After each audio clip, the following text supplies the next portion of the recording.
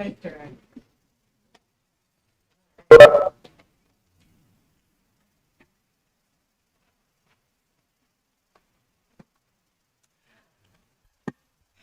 a hush fell upon the audience. Good evening, and welcome to the Board of Supervisors meeting room. And we are going to begin our meeting. And I will pass it to Clerk Manriquez for roll call. Supervisor Cano. Present. Supervisor Christie. Here. Supervisor Hines. Present. Supervisor Scott. Here. Chair Allen. Here. Let the record show Supervisor Christie is participating remotely. All board members are present. Now I'd like to invite George O'Hagan, Division Manager, Regional Wastewater Reclamation Department, to lead us in the Pledge of Allegiance.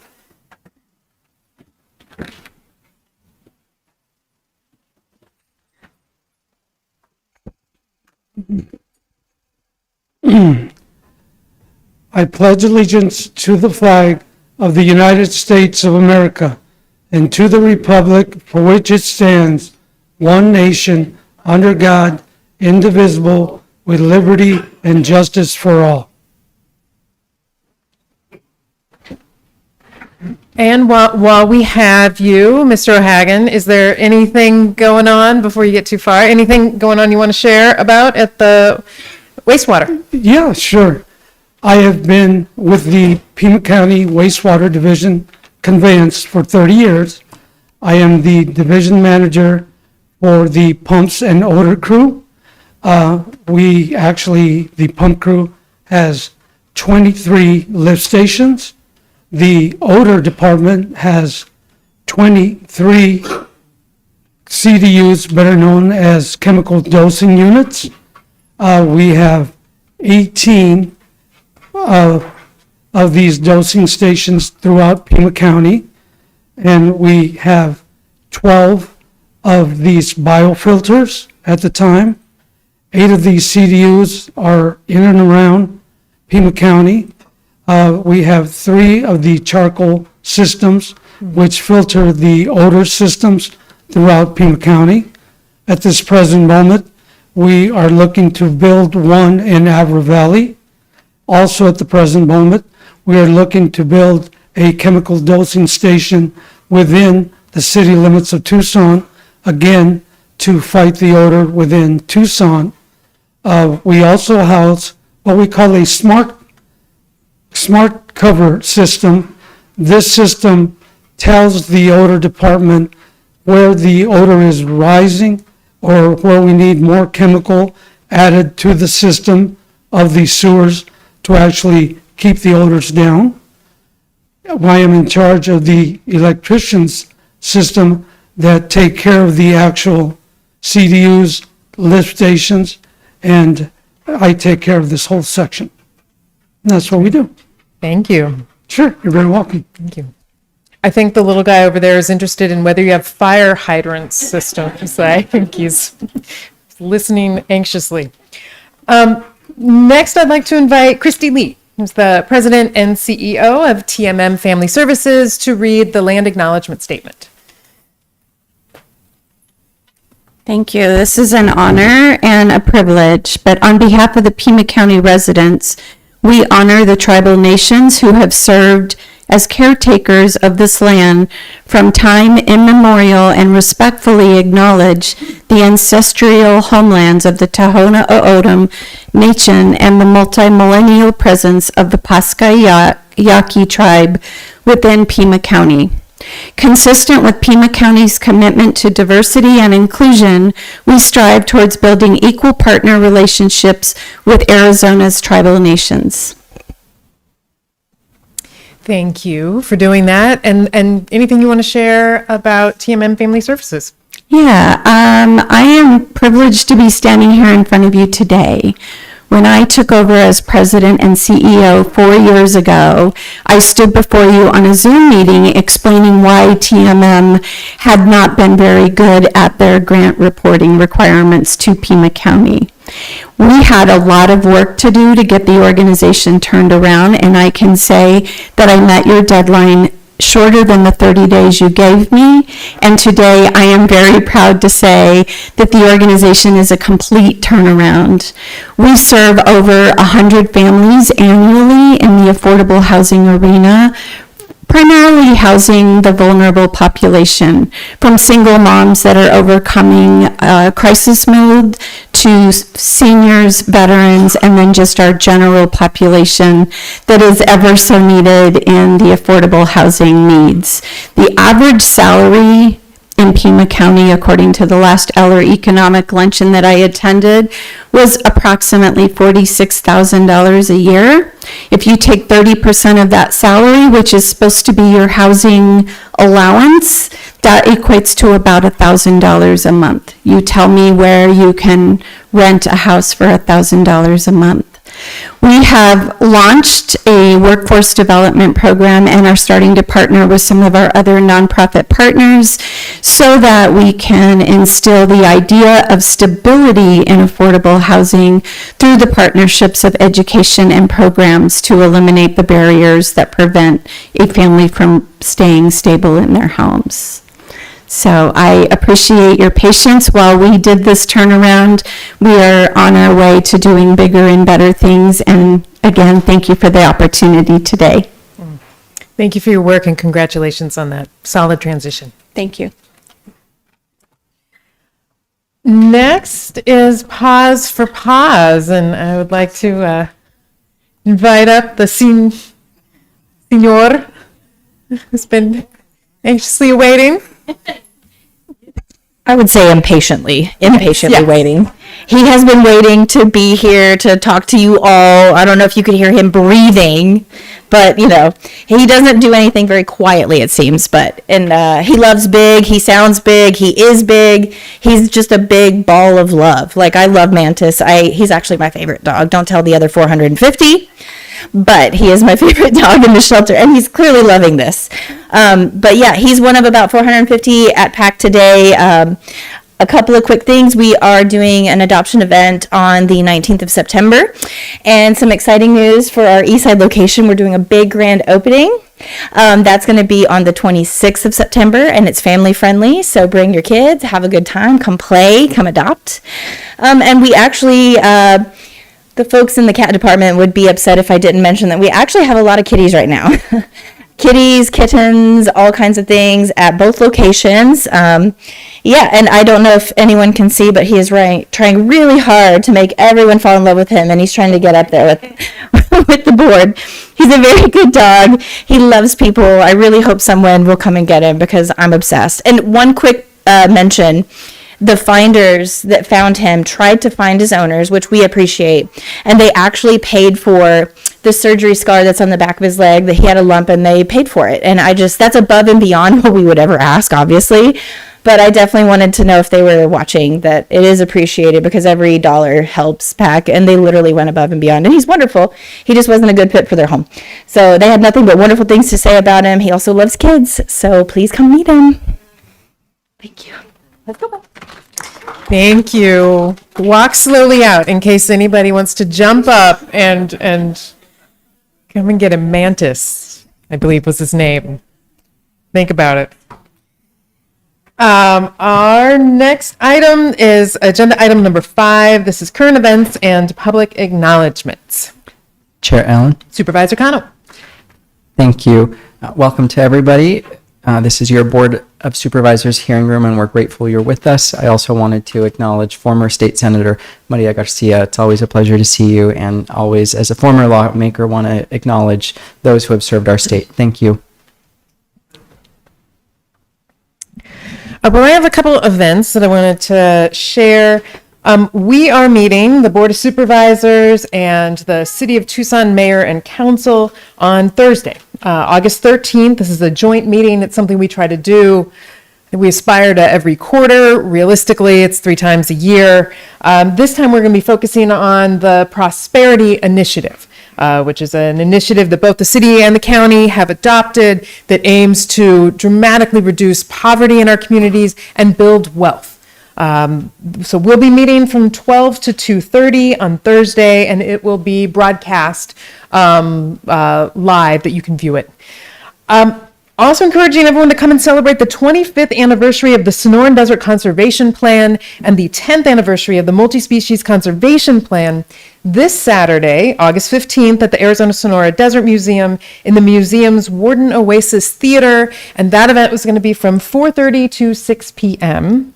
And then lastly, there is a community meeting in 3 Points tomorrow, Wednesday, August 12th, from 4 to 6 p.m. at Fred's Arena Bar and Steakhouse. The event is hosted by Repsol, an energy development company that's proposing a utility-scale solar farm in the area. I will be there along with other community members. So with that, unless there are any other Supervisor Scott events, announcements, okay. Then we'll hand it over to Clerk Manriquez for agenda adjustments. On the regular agenda, page 5, item 22, economic development. This is the Pima County Economic Development Strategic Plan 2026 through 2029. The county administrator requests this item be continued to the Board of Supervisors meeting of August 25th.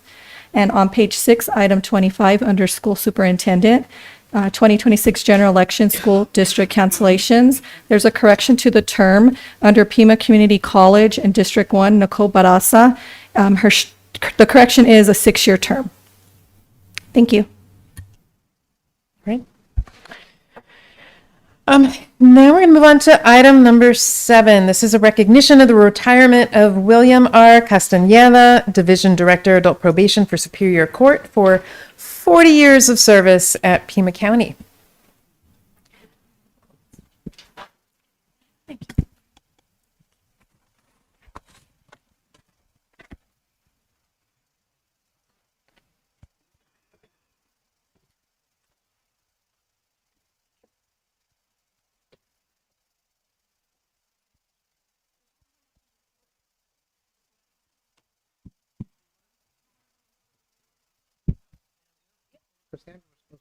I do, okay, well, thank you. Well, I'm Jan, nice to meet you. Nice to How meet are you, you? Jan. How are you? Thank you. So we have someone with whom this gentleman has been fortunate to work for the many years to help honor and recognize him. So either we're stuck, I think, probably at the metal detector, but we'll get someone in, and I get the opportunity then simply to say thank you. It's my understanding some August 40 years ago, you joined us in the adult probation department. Is that correct? Well, I started with the Sheriff's Department. Started with the sheriff's department. Tell us about your time. I started with the Pima County Sheriff's Department in August of 1985. I worked 9 years there, started as corrections officer, deputy, and then I came over to the Pima County Adult Probation Department where I did 31 years with the court. And what are you going to be doing now? Absolutely nothing. That's the right answer. God bless you and thank you. And let me, if I may,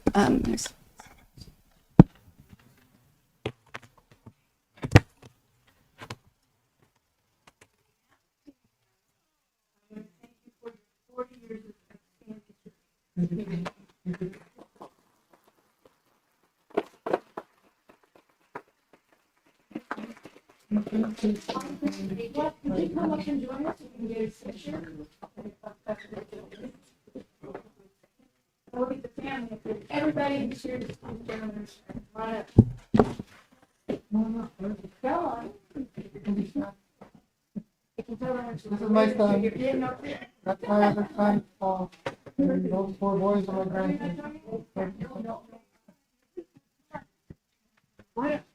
It's more important to your family to have that than being here, so let them.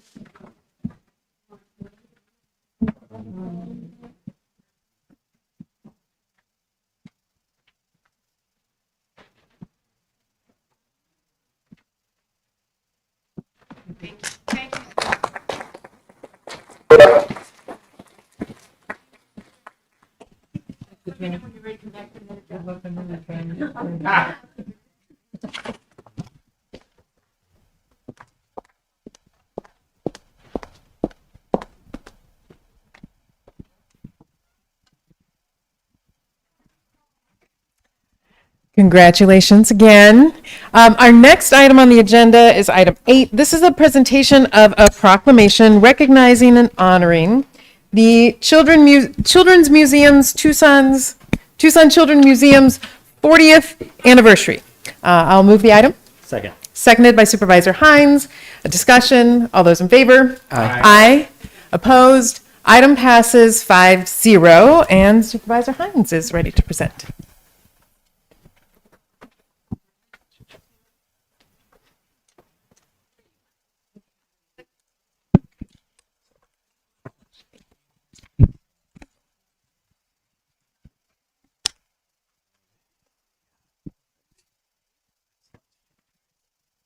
Okay, well, thank you all for being here. Whereas in 2026, Children's Museum Tucson celebrates its 40th anniversary, marking 4 decades of inspiring play, learning, creativity, and discovery for children and families throughout Southern Arizona. And whereas founded in 1986 by a group of visionary community leaders who believe children learn best through hands-on exploration and play, Children's Museum Tucson has grown from a grassroots effort into one of Southern Arizona's most beloved cultural and educational institutions. And whereas it's for 40 years, the museum has provided fun, interactive, hands-on, and play-based learning experiences that invite children to imagine, build, test, pretend, and discover. And whereas Children's Museum Tucson has created lasting memories for generations of Tucson families through its events, programs, and exhibits, and whereas each year Children's Museum Tucson serves more than 200,000 children and families through its museum experiences, outreach initiatives, educational programming, and community partnerships. And whereas as Children's Museum Tucson celebrates this milestone, it is also investing in the future through the continued growth and expansion of its historic downtown Tucson campus, reaffirming its commitment to serving the evolving needs of the community and inspiring future generations for the next 40 years and beyond. Now, therefore, be it resolved that the Pima County Board of Supervisors hereby recognizes and honors Children's Museum Tucson's 40th anniversary, celebrating 4 decades of extraordinary service to the children and families of Southern Arizona, and recognizing the museum's enduring contributions to education, childhood development, and the cultural vitality of Pima County. Be it further resolved that the Board of Supervisors extends its sincere appreciation to the museum's founders, board members, staff, volunteers, donors, educators, and community partners whose vision and dedication have made the museum a lasting source of joy, discovery, and opportunity. Passed and adopted this 11th day of August, 2026. Congratulations. Absolutely. Of course, of course. Yeah. And would someone like to say a few words? Great. Thank you. It's such an honor. We really appreciate this proclamation. Thank all of you. Thank you for your support. It has really been a wonderful 40th anniversary, and we appreciate all that you do. We appreciate everything that the county actually does for our entire community, and being downtown is a really special time for the Children's Museum. We have a lot of activities going on, and this celebration for our 40th anniversary really means a lot. So thank you for all you're doing, and we appreciate being recognized. Thank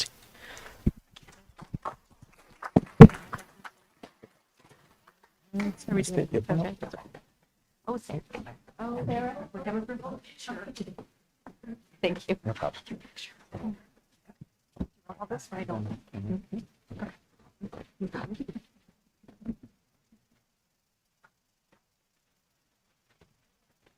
Thank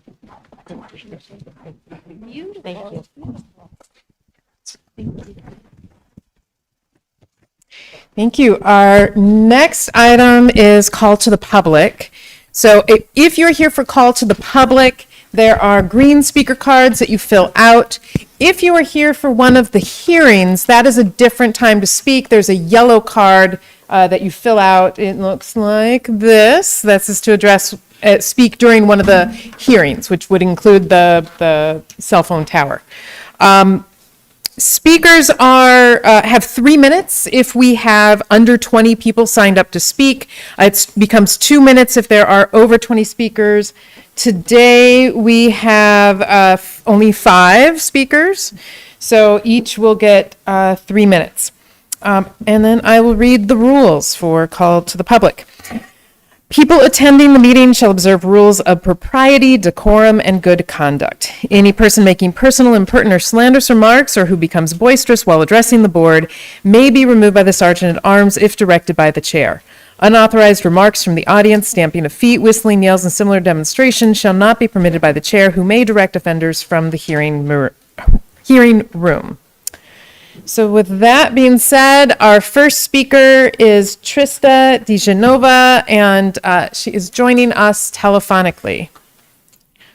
Let's see. Are you there, Trista?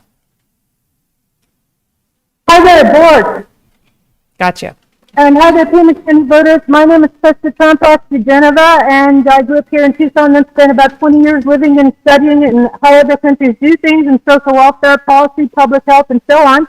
And together with my 20 years experience as an award-winning teacher and multimedia journalist, I'm better educated and qualified than all of these people on the board put together. With 2 masters, one from Oxford University and Taipei Medical University, and an undergraduate with honors from UC Berkeley in political science.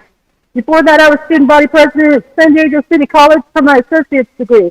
And I'm asking you all to write me in as an independent write-in candidate for District 5, Pima County Board of Supervisors, Adelita Grijalva's old seat. And I'm asking you to write me in instead of Andresano, because guess what? He ain't done nothing for us. In fact, remember when he won his race for representative? Yeah, he quit because he got accepted to Harvard University. Shows how serious he is about representing us. Plus, he has ignored my now 20 times demanding this board's intervention and independent investigation in my case, where I and my family and my poor animals were raided almost 3 years ago now by upwards of 60 armed officers and pack animal officers, all paid for with your taxpayer dollars. That's an abuse of power, and this board don't care. I basically survived a 60-man Gestapo raid, but my poor animals didn't, and it is truly a miracle I survived that experience and live to tell you all about these 3 Pima County agencies in particular that need to be shut down and reformed. No justice, no peace. I will speak at every meeting, and I will not stop fighting for justice for all of us until all my animals are returned, nanos is removed, and ICE concentration camps and data centers are shut down in Pima County. So you know what I think? If you want to see those three agencies who have been dragging me and innocent Pima County residents through the courts, deprived of my livelihood, my livestock, my life story, my erstwhile sterling reputation, just minding my own business, loving on my animals. They certainly tried their best to put me away from me and get rid of me.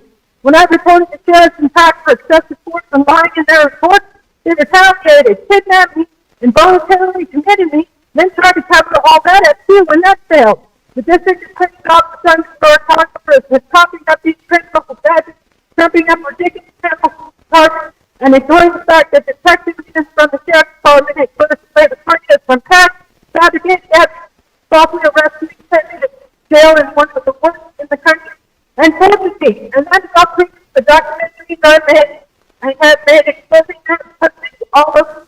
You just had every something that helped handle, and my animals are returned, and let's see the effect. And punitive damages, false intentional notices of distress. These people will never sue me because they know that my documents, they are in the wrong, and they will not get away with it. I have all the receipts.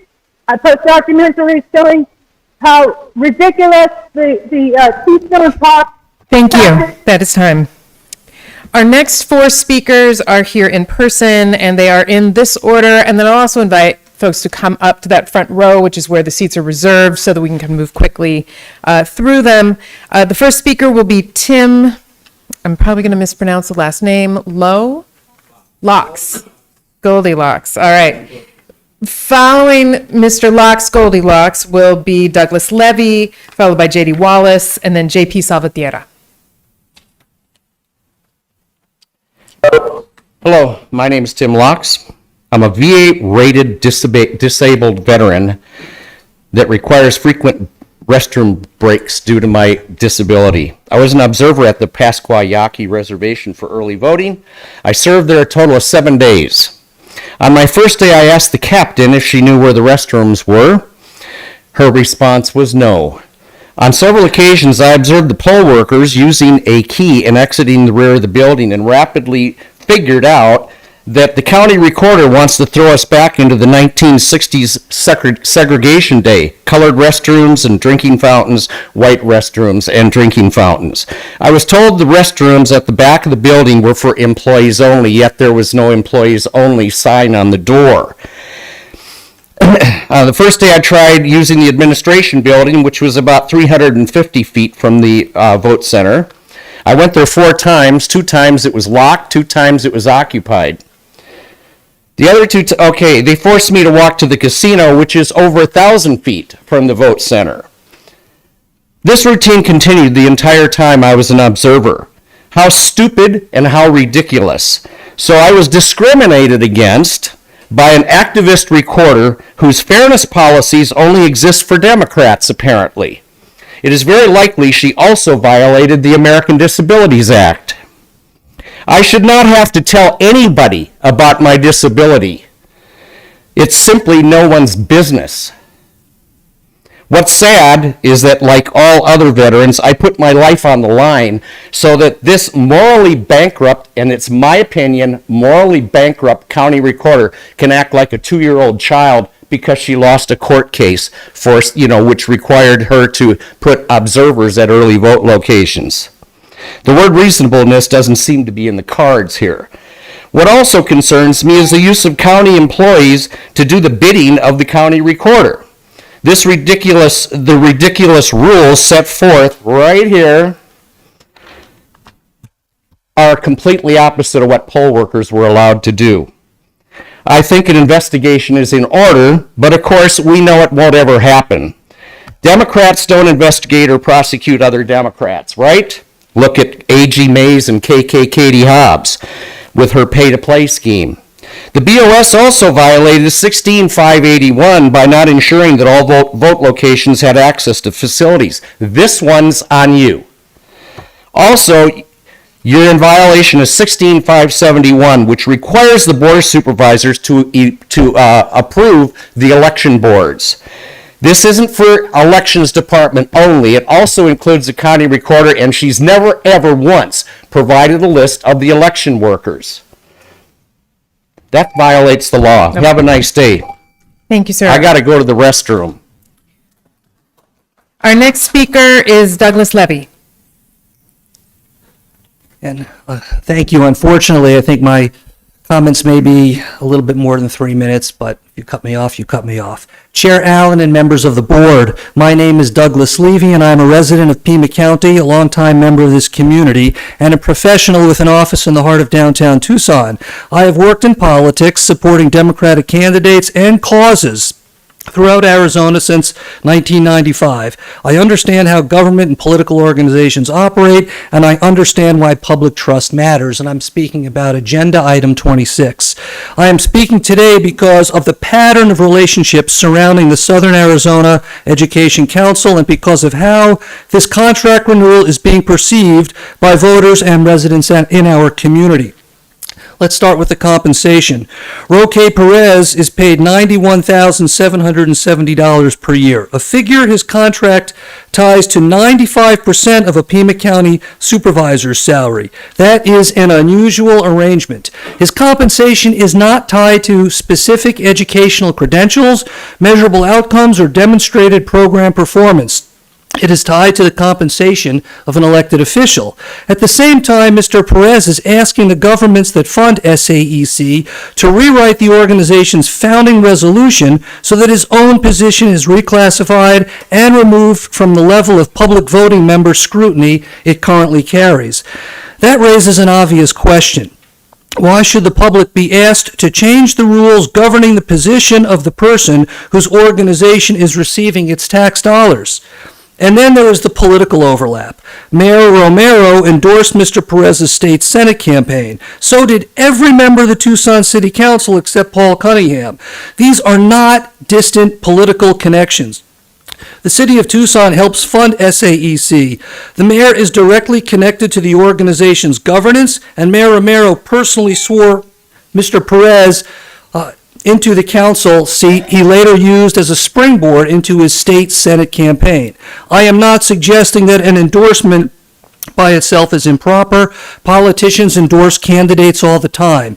But when the same political network intersects with an organization receiving public money, the person running that organization and the government bodies being asked to approve its funding and change its governance, the public has a legitimate right to ask questions. That should raise questions for the SAEC board and for this board. I'm going to skip a bit. My focus is about whether taxpayers can look at this arrangement and believe that decisions are being made because they serve the mission and the public interest, not because they benefit a particular individual or political network. I urge this board to pause the renewal and require a full accounting of the compensation arrangement. Almost done. It'll be 20 seconds. That is time. Thank Thank you. you. 7 pages. I was going to say, yes, please do. If and that goes to everybody. If you're not able to complete your comments, you can send them in over email. Our next speaker is J.D. Wallace. Hello, Chair Allen and Pima County Supervisors. I'm J.D. Wallace, a Tucson and Pima County resident, speaking on behalf of Tucson Electric Power at 88 East Broadway downtown, with an update on how TEP continues to work to remain a trusted energy provider. During the hottest days so far this summer, energy demand has yet to top last year's record of 2,502 megawatts. That was set on August 6th of 2025, when the temperature was 111 degrees. That was also during a weekday. We've seen customers' energy demand this summer reach above 2,430 megawatts, and since last summer, as I've mentioned before, we have far more battery storage and solar to satisfy customer energy needs. Just today, we held a ribbon cutting for our Roadrunner Reserve battery expansion that added 200 megawatts to that facility, doubling its size. And that expansion alone, the expanded facility can power 84,000 homes for 4 hours. And we also have incentivized customers to help reduce demand during high peak times. Our Smart Rewards program provides a one-time enrollment incentive and a yearly incentive to customers who allow us to remotely make small temporary adjustments to their smart thermostats on high demand days. We alert them of an upcoming event. The event may be paired with a pre-cooling of their home up to 3 degrees and then adjusting the thermostat up to 4 degrees from the original setting during those times of high demand. Customers always maintain control of their device. If the temperature is too uncomfortable, they can opt out of the event. Smart Rewards participation is saving energy by tens of megawatts during these peak period events from June through September, and there can be up to 20 events per season. We really want to emphasize help for your constituents who are struggling to pay their utility bills. Power AZ assistance administered through the Department of Economic Security remains available for qualifying households, but it is scheduled to end on September 30th, 2026, unless funds are depleted sooner. And with summer energy bills placing pressure on many families, there are only a few weeks left to encourage constituents to explore their eligibility and apply. We continue to support education through donations from our corporate resources, not our customer rates, and through employees' volunteerism. Earlier this year, TEP donated $50,000 to Tucson Values Teachers to fund Lumia, an online support platform for teachers. We've also volunteered in the classroom earlier this year with Junior Achievement. We've donated $10,000 each to 7 education foundations across the county to support classroom mini grants for teachers, and are also ready to support PEEPS, Pima Early Education Program scholarships, and we appreciate the continuing conversation that you've had regarding this. As always, constituents seeking assistance with their bills are encouraged to contact our customer service. Thank you very much. Thank you. Our next speaker is J.P. Salvatierra. Chair Allen, Supervisors, Administrator Lesher, J.P. Salvatierra. I'm not retained as a speaker like the previous comments made by TEP. I overviewed the study session today, and your prosperity initiative is very meaningful and direct in its implications. I would like to see that public and community enhancement are a synergistic effect that benefits all. Everyone rises together. Thanks for no city council live meeting scheduling overlap. This is a continuing effort to maintain citizen live input at all gatherings within our community. Prosperity means efficiency in resource development and mutual synergistic planning. Recycling local and new business development outweighs serving decades of TEP, Fortis, usurious shareholder foreign proxy revenue enrichment at Tucson and Pima County's loss of recirculating capital. I recommend a decisive no vote on future special election props 421 and 422. We need to focus on creative profit enrichment locally that recycles in our community instead of extending credit by increased sales tax hikes. We have many important things going on that require us to make many changes. The props are both untimely and long-term fixed obligations. Both Prop 421 is solely for foreign proxy shareholder abusive usury benefit. We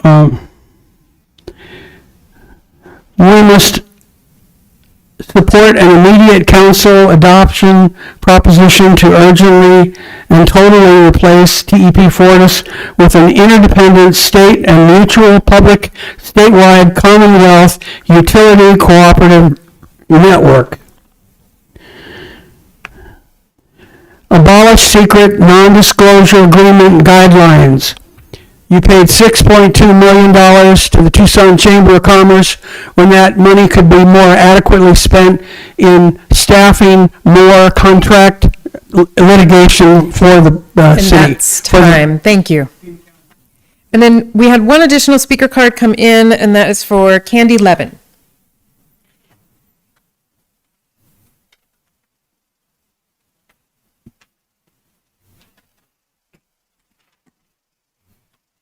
Hi, thank you.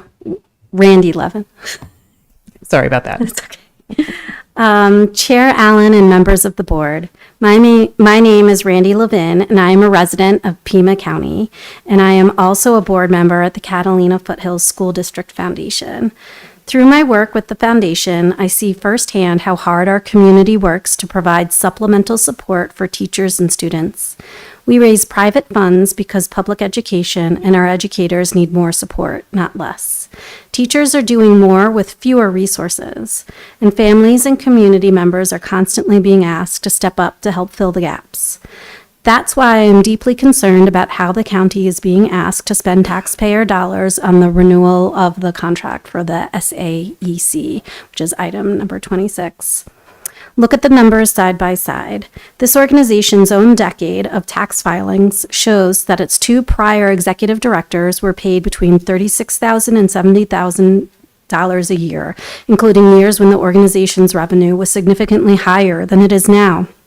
The current CEO makes $91,000, more than double the historical rate paid to its previous leaders, in a year when revenue has fallen and the organization has not even done what it was expected to do from last year, and despite what the CEO gave himself a raise and is asking for our dollars to be sent his way again, with no accountability.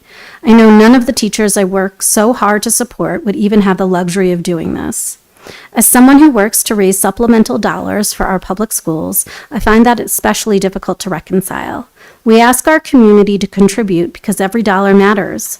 We ask teachers to stretch limited resources. We ask families and taxpayers to trust that public money is being used responsibly. The same standard should apply here. I also want the board to consider SAEC's own reporting. Its quarterly report described a peer coach program The new memo says that partnership has ended but provides no explanation to the county about why. When an organization's reporting raises questions, when a promised program does not occur, and when compensation has increased dramatically compared with historical precedent, the appropriate response should be closer scrutiny, not automatic renewal. I am not here to argue that students and educators do not deserve investment. Quite the opposite. I believe they deserve more. But when we are working so hard through our schools and our community to find additional resources for teachers and students, I cannot understand why the county would approve a six-figure contract without first demanding clear accountability for what was delivered. Before this renewal is approved, I urge the board to freeze it and require SAEC to provide a complete accounting, line by line, what students in Pima County actually received for the $122,000, what programs were delivered, what was not delivered, and why the current CEO is being paid substantially more And that than is previous time. leaders. Thank you. Thank you. So with that, I am closing call to the public. Would any of the board members like to do any of the following? Request staff to follow up on any matter from call to the public, request that an item be placed on a future agenda, or respond to a criticism. Hearing none, we will move on. Let's see. We are going to move up. I believe that we have a number of people that are here today for agenda item number 15. Which is the hearing for the appeal of the hearing administrator's decision regarding P26C00002. So we will bump up to that agenda item now. To sort of set the to set the context, I would like to invite Deputy Director of Development Services, Tom Drozdowski. Chair Allen, board members, before you is an appeal from a property owner in the affected area of the cell tower that was approved by the hearing administrator through the type 1 conditional use permit process.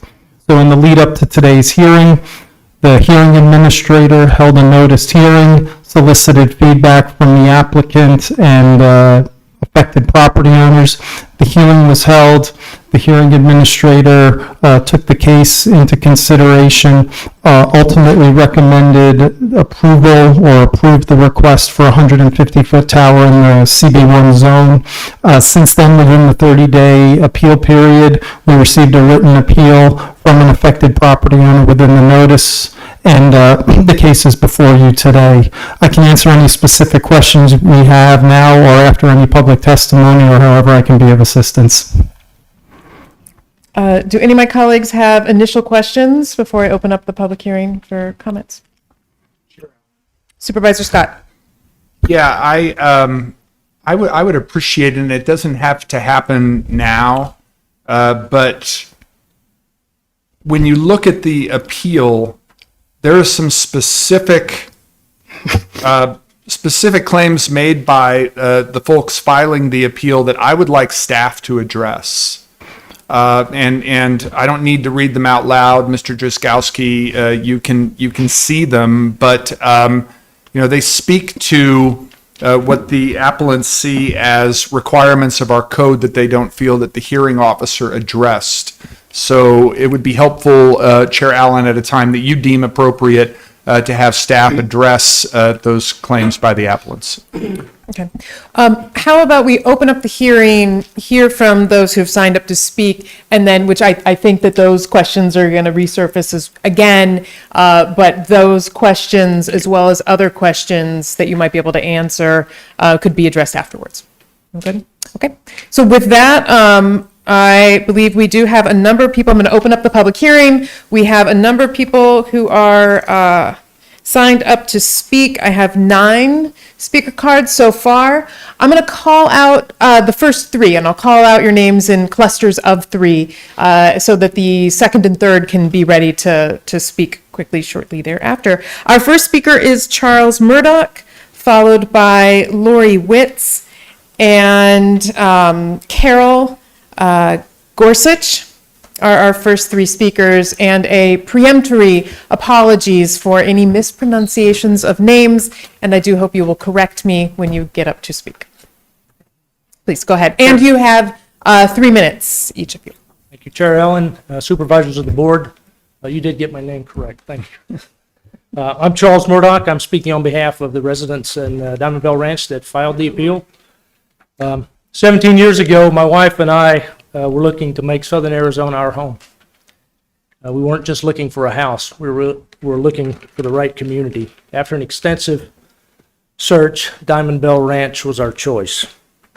As with so many important decisions, we compared alternatives and picked one that stood above the rest.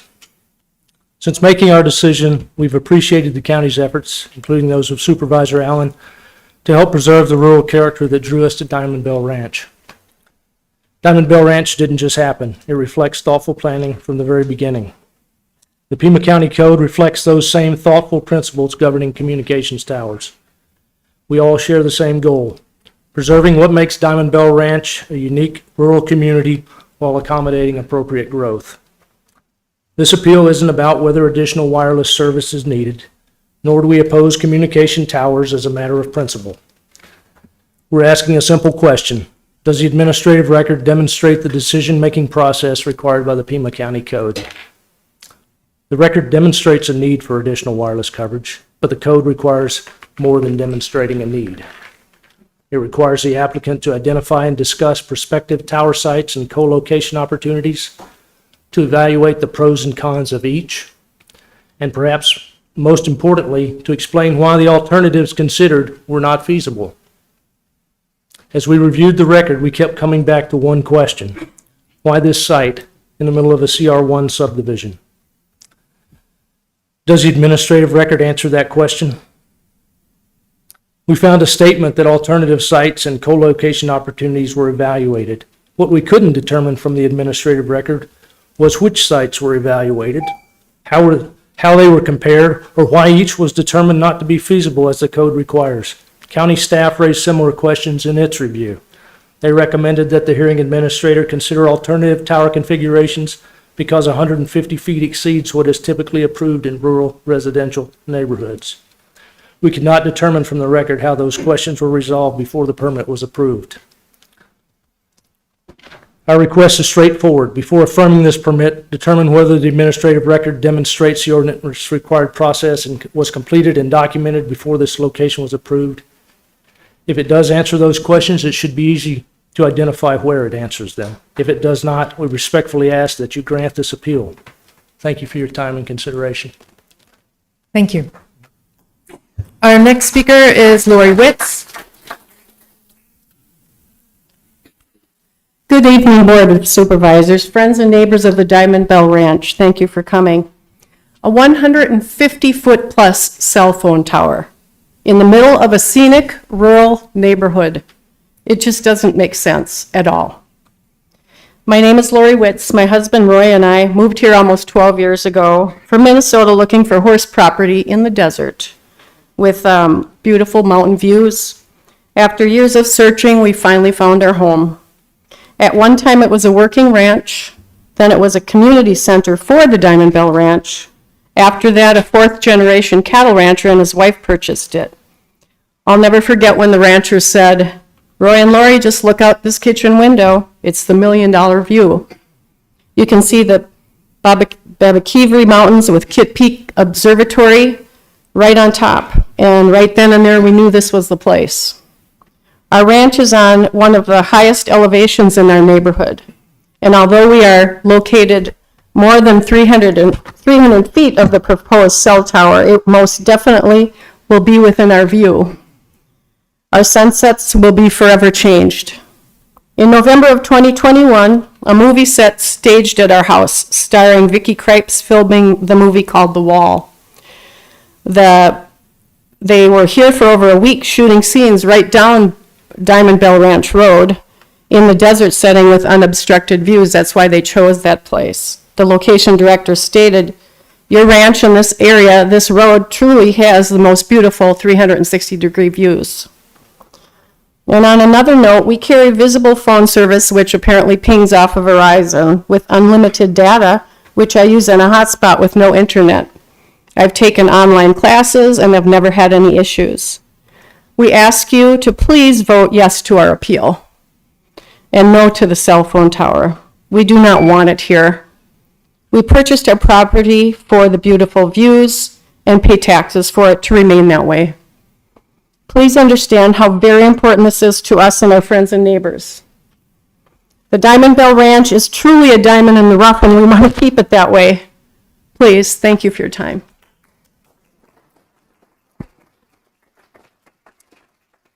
Thank you. Our next speaker is Carol Gorsuch, and then after Ms. Gorsuch, it will be Sean Lakeman, followed by Joseph it's a little blurry after that. And then it'll be Georgette Strominger. Thank you, please. Madam Chair Allen and members of the board, I'm Carol Ann Gorsuch, and I live at 16565 West Cinnabar Avenue in Diamond Bell Ranch Estates. My husband Gary and I have been residents in Diamond Bell for 45 years now. In 1981, we bought a home at 16062 West Aubrey Avenue. We were in a prime working years at that time, making the long commute to Metro Tucson for our jobs. By 2005, we were retirees. We sold that home and opted to build a new home within Diamond Bell Ranch, located at our current address. Every initial home buyer in Diamond Bell probably assesses the lifestyle trade-offs that will be required to live in this magnificent southwestern community. We certainly did. Among those are long commutes to jobs, increasing our gas costs, distant access to grocery stores, health services and amenities such as theaters, movies, and restaurants. For parents, it may be getting their children in to after-school activities.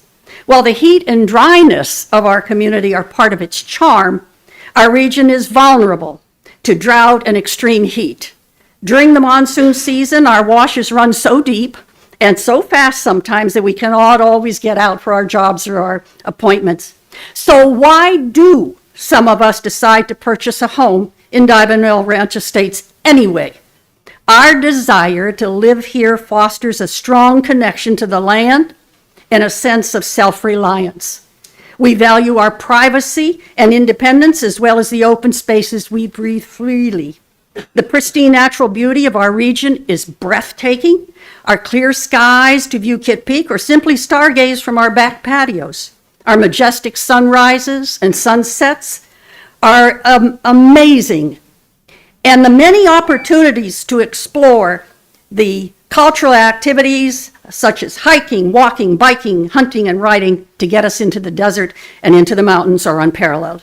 For many of us, and many others, the main entrance to our subdivision is Larkdale Street, not Stagecoach Road.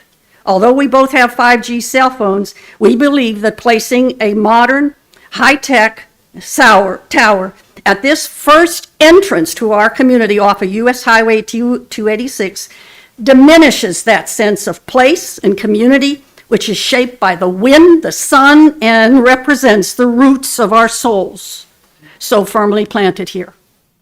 Thank you.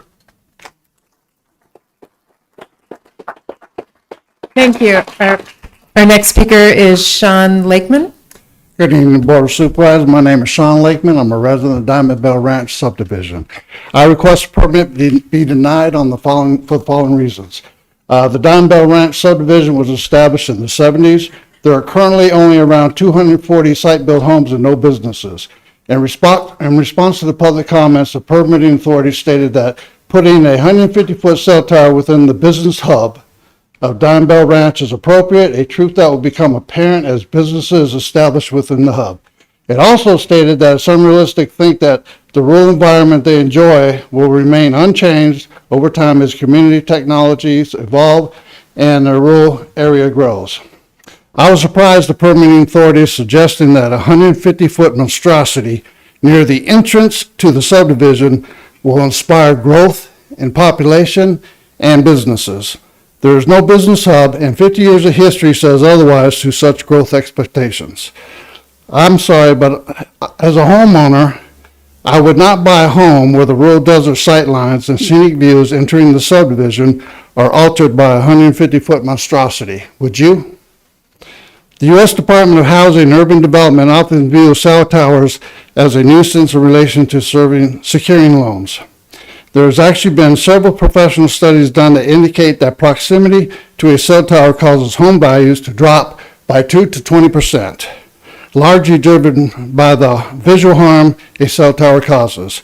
These studies, the 2019 Savannah study, the University of South Alabama and Kentucky studies, and the National Associations of Realtors study. I understand the permitting authority is required to regulate based on several factors, one which is visual impact, how the tower impacts the scenic character of the area. The subdivision is a rural, low-density desert subdivision, and the structure of that height will permanently alter the landscape as it will be visible from miles away. It also violates the area clean line and underground utilities, causing visual harm and intrusion on the rural character of the area. I wasn't at the public hearing, and I'm not sure if the applicant package included alternate locations or even if they were considered, or if they addressed using current infrastructure or a smaller tower. I have a Verizon cell phone as my provider, and I've driven out into the desert on my ATV, and I've always had cell coverage. So I'm not sure if a gap argument is even sufficient. No logical explanation for an applicant choosing the current location is purely for financial savings on paving and utilities rather than absolute engineering necessity, violating the principle of least intrusive placement. On a closing note, we are not located in the developed area where lots are scarce and finding a location for a tower is limited. Quite the contrary, there are hundreds of That's areas. time. Thank you. Thank you.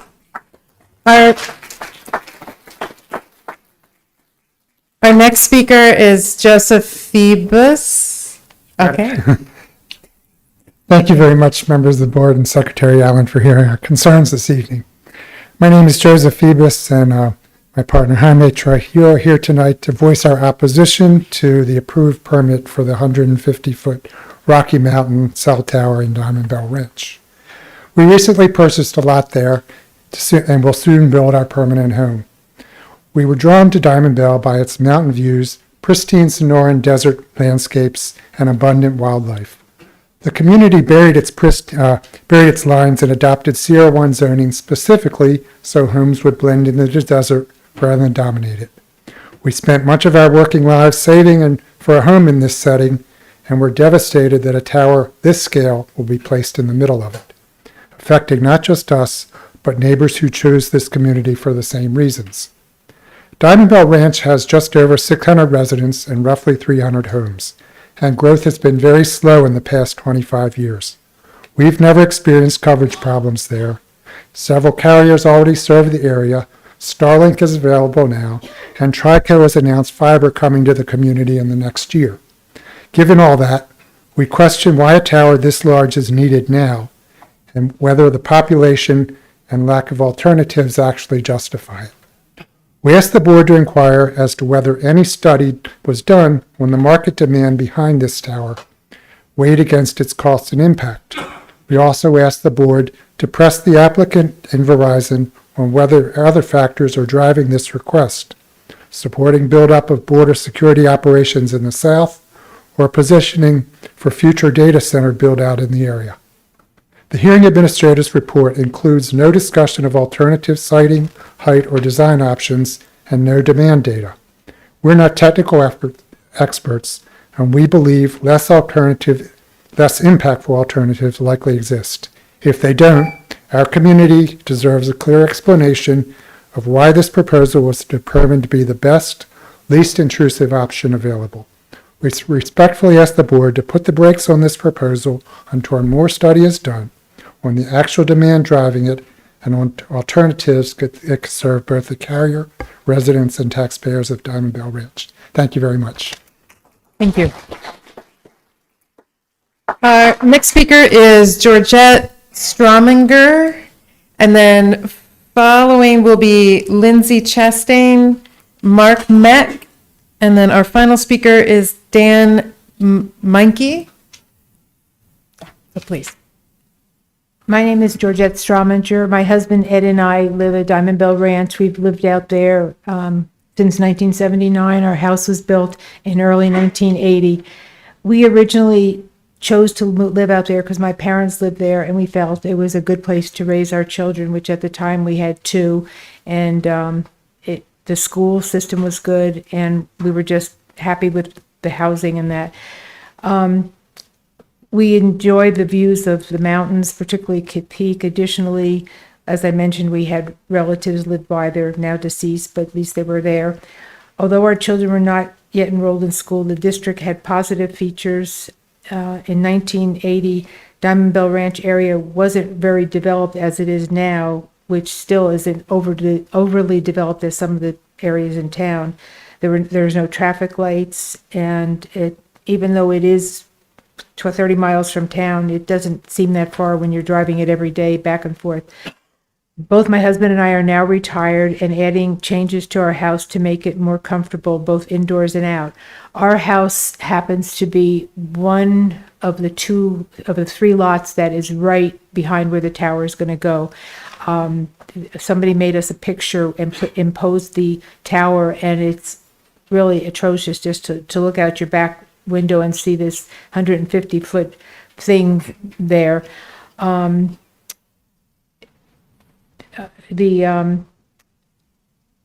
already mentioned. Okay, anyways, people that I've spoken to out there all kind of agree with. There's all these different places you could put a tower. Why is it right in that area? And yes, I know it's developed for commercial property, but people are building houses right like 4 lots down from it. And did they know when they started building their house that this tower was going to be there? So, and there's a lot of areas out there that are tall enough, high enough to suit what this tower would do. So I'm just asking that the board takes this into consideration and votes, to maybe have them look for additional properties to build it on. Thank you. Thank you. And our next speaker is Lindsay Chastain. Hi there. My name is Lindsay Chastain, and I live approximately 300 feet from the approved Verizon cell tower site. It's actually my home that's probably the closest to the site. I'm here today in support of the appeal and to respectfully ask that this approval of this project be reconsidered. I don't normally speak at public meetings. In fact, public speaking genuinely terrifies me. The only reason why I'm standing here today is because this matters so much to me, my family, and my community. Because this isn't just a parcel on a map to us, this is our home. I understand that reliable cell service is important. I'm not against technology, but I believe there has to be a better solution than placing a 150-foot industrial structure only 300 feet from a rural family's home. When my husband and I chose this property, we chose it intentionally. We chose the open desert, the sunset, the quiet, the wildlife, and the feeling that when we stepped outside, we were surrounded by Arizona instead of development. When we moved into the desert, we understood that we were the newcomers. This land was home to wildlife long before it became ours. We made a promise to be good stewards, to respect the wildlife, to preserve the desert around us, and to share the space rather than reshape it. Our home has become a safe haven for animals we've adopted, but it's also become a safe haven for our family. This is where my son learns. The traditional world has not always made space for him to learn in a way that he needs to. Here, surrounded by the quiet of the desert, we've created a place where he feels safe, where he can explore, ask questions, and connect with the world around him. And our classroom doesn't end at our front door, it extends into the desert. We learned from the birds that nest here, the quail in our yard, the jackrabbits, the hawks, and the changing seasons. Every evening, I watch the sunset over Kit Peak, the sky stretches around us, and the silence is something you can actually hear. Peace isn't an amenity for our family, it's how we live, it's how we learn, and how we heal. If this project moves forward, something about that changes permanently. This appeal isn't about whether cell towers should exist, it's about whether a 150-foot industrial structure belongs approximately 300 feet from a family's home in a rural community like ours. I know that it's seen as a property, as a location on a coverage map. It's probably just seen as an application, but to us, it is our home. It's where we've built our lives. It's where our son has grown. It's where we rescued our animals. And we've tried to honor the desert instead of asking it to change for us. I'm not asking you to protect my view or my property value. I'm just asking you to protect the life we've built here. Today, I respectfully ask you to grant this appeal and reverse the approval of this tower at its current location. Thank you for hearing me. Next speaker is Mark Meck. Greetings.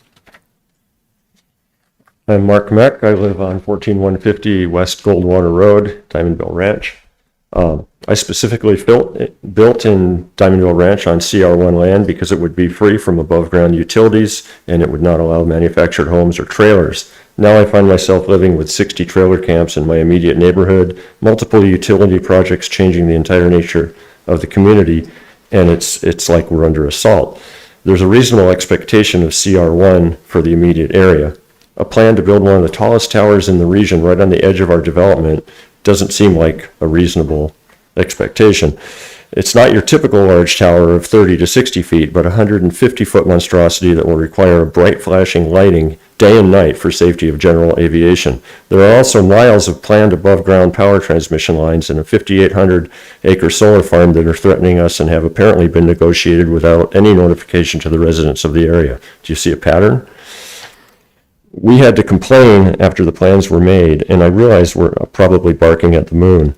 Listening to us is a formality. Excuse the cynicism. It's not my first rodeo. The CR1 code states, Pima County Building Code regarding underground utilities. The code that mandates underground utilities in CR1 single residence zone in Pima County is section 18.78.030 development standards. Specifically, the substation states utilities shall be underground. Utility plans shall be coordinated and consistent with the development and landscape plans. This requirement applies to the development within the county, including areas zoned CR1. Most other CR1 has fake cactus cell towers, fake trees. They're usually within the 35-foot building limit. Based on Pima County code specifically, that code mentioned earlier, scenic route waivers. For properties located on designated scenic routes, a waiver may be granted to allow utility poles in the right-of-way under section 11-1803-C. Zoning inspector may permit this if the proposed pole is within 20 feet of existing utility poles, streetlights, or similar structures, and is no higher than a nearby structure. Historically, cell phone routes have followed highways, and small towers on Sassabee Highway would serve the immediate area and allow future linear procession down the highway should the development require it. A quick query stated that cell phone towers are strategically located along highways for the most part. I'm not opposed to progress. It doesn't have to come at the expense of the wonderful views that make this area desirable. These encroachments will lower property values, probably trigger ongoing class action suits, and ruin the quality of life which brought us here in the first place. So consider these plans and look at the alternatives. There are a lot of alternatives. Thank you.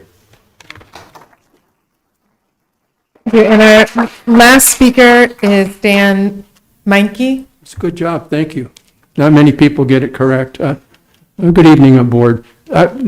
Everything that we're saying out here at Diamond Bell, I agree with. This monstrosity should not be built in a CR1 neighborhood. I see you got to change the CB1, but still, we don't need that tower out here. Now, the last time we had a problem out at Diamond Bell Ranch was the issue with the squatters. And one of the Board of Supervisors came out, I don't know which one of you came out, but they also brought the head of zoning came out, and we discussed that in the fire department out there, the new fire station. What I can't figure out is why we couldn't have this meeting. You invaded our property, or we're going to allow this tower. It's an invasion on our property. Why couldn't you come out to our community center out there, one of the Board of Supervisors, and some of the people that are building this monstrosity, and come out, out of courtesy, say, we'll come out to the community center and explain, we'll talk it out there, instead of dragging 50 people 30 miles to come out here. We're only 2 or 3 of you. We got parking out there too, and it's free. So I just really figured this was really inconsiderate that you didn't come out. You invade our property. You ignore the courtesy of coming out and explaining it to us out there. And like I said, look how many people came. It's going to be night. We're going to be driving in the dark. I don't know why couldn't you come out and do it out there. And the community center, I used to work facilities management. I used to work in facilities management construction department. And I oversaw the construction of this board of supervisors. I'm the one that saw this thing get constructed and made sure it was built correctly. I also built the community center out there. So I just can't figure out why you dragged us all downtown here. And we got a beautiful community center out there where you could have held this meeting. And I noticed that the supervisors do move because they did come out when we were fighting the squatter issue. So I'm really kind of disappointed in all of this. You take care.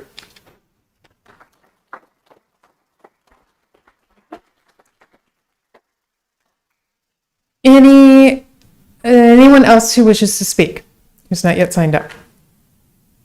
No? Okay. Then I think I will direct it back to Development Services Deputy Director Tom Drozdowski. If there are points that you want to address, questions that you want to answer. Chair Allen, board members, to focus on Supervisor Scott's question, the basis of the appeal, multi-pronged approach, I would say. One of the main comments are the lack of consideration of other sites. That was brought up throughout the process. This is a challenging area out there with limited non-state trust land in the vicinity, so putting a tower in this area can become problematic.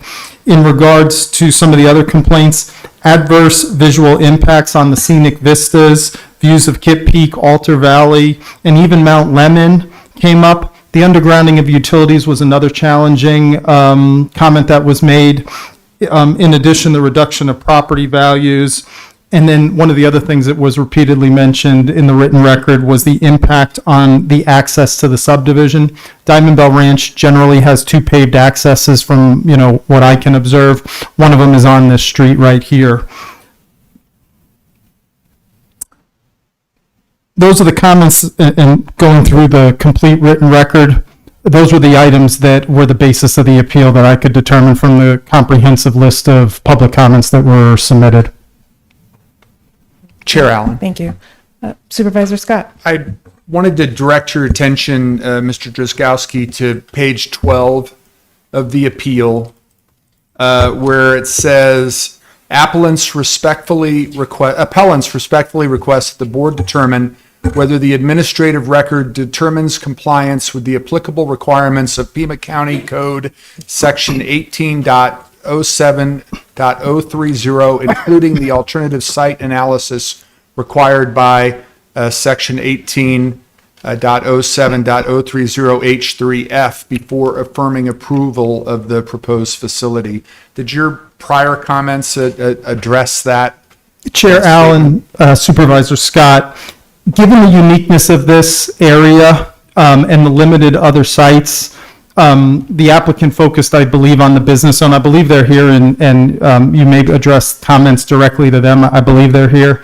In regards to their submitted material, they did provide the coverage maps. They did provide the gaps in coverage that exist. One of the challenges that staff goes through, the hearing administrator, planning and zoning commission, and ultimately the board of supervisors in the decisions are higher height towers that are less of them. Is that better, or are shorter towers the better solution to fill gaps in coverage? Towers in the 50-foot range that one of the speakers talked about today are more easily camouflaged as a eucalyptus tree, a pine tree. 40-foot towers can be created as cactus. We have examples in Amato where water towers are used. There's one of those at Old Tucson Studios. And so based on the height of the tower, there are camouflage options that help integrate these towers better into the community. 150-foot tower is tall. When you look at the coverage maps, you can see that it covers a large area, but whether or not shorter towers are more appropriate is one of the challenges that, staff works through every time we have one of these towers come to our office. Chair Allen, if I could follow up, it almost seems to me like you're saying, Mr. Drozdowski, that the code as it's written and is has been interpreted correctly by the appellants, but is difficult to fully apply in this situation? Chair Allen, Supervisor Scott, each cell tower case is unique and sets a different set of parameters. In this case, some of the most pressing issues from my analysis, and I think our team's analysis and looking over the appeal, is the views of the vistas. Kit Peak is in the immediate area. There was even comments about Mount Lemon, which is probably 70 miles from there. So some of the material submitted, which talks about views and vistas, is unique to this area. That's contained in the written record. In other areas, it could be higher density homes and adverse impacts on immediate neighbors. So each cell tower presents its own set of challenges and hurdles that we try to work through as we meander through our code process and ultimately state and federal laws. And then earlier on in the appeal on page 7, the appellants note staff identifying unresolved questions regarding those alternative heights and configurations. Were those concerns that you had with the hearing officer's decision and the hearing officer's interpretation of the code? Chair Allen, Supervisor Scott, I marked that section also in regards to the reference. That's referencing our staff report, which would have occurred prior to the public hearing in front of a hearing administrator, where things like this could have been discussed and not litigated, but discussed. And then ultimately the hearing administrator determined, subject to what his opinion was, whether or not it was answered to the best of his ability. And I would, I'll leave it at that. Thank you, Chair Allen. So we had 2 additional speakers sign up. So that is Shelley Neese, sorry, LCs, and then Steve Kennedy. So Ms. Neese, sorry.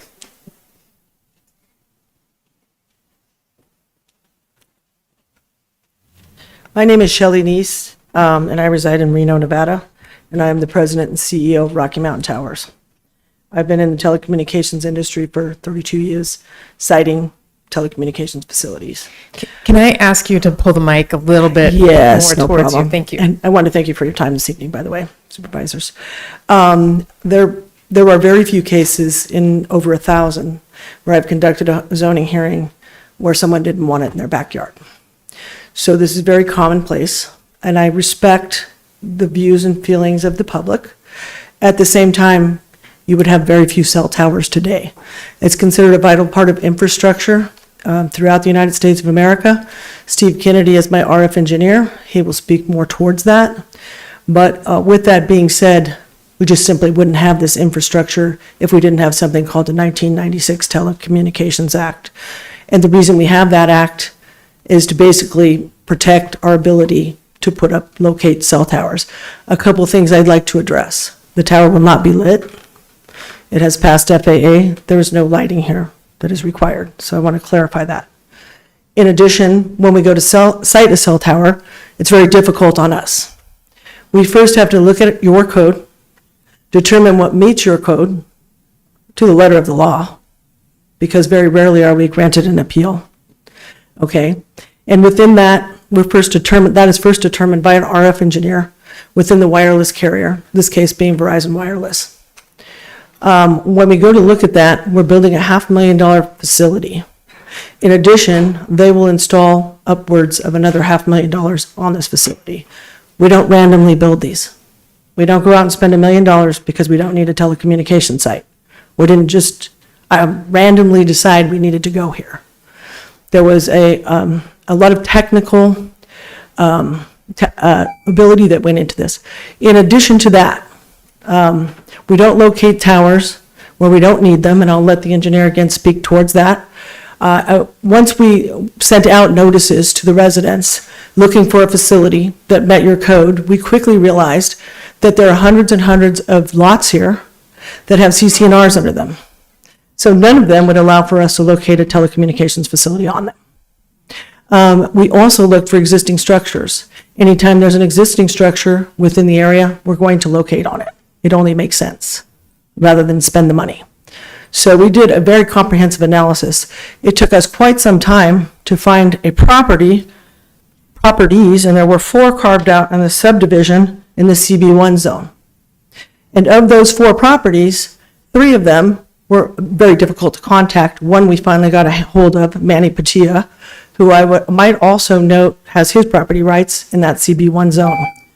We contacted. That's time. Okay, and you can. Thank you. Next is Steve Kennedy. Madam Chair, Supervisors, my name is Stephen Kennedy. I'm a radio frequency engineering consultant. I have 36 years experience designing wireless radio networks. The reason for this site is coverage and capacity, so it needs to be able to provide the ability for phones to make a call. Some of the statements made where we have service, yes, you do have service, but the service is lacking as you move in the area. That's why the tower needs to be at the height it is, to be able to see. You kind of look at it, why did God not put our eyes at our feet, put it on the top of our head? Because we have to be able to see what's going on around us. The closest Verizon site is 5.29 miles to the north, up around 3 points. I have data that's part of the package that shows what coverage is what's going on with coverage in the area. The site is a definite need. There is a need for increased coverage. These phones, you don't just talk on these phones anymore. They do a whole lot more, and that requires capacity, bandwidth, and coverage to be able to do that. So as much as we're using these phones, it requires infrastructure to be able to provide those services.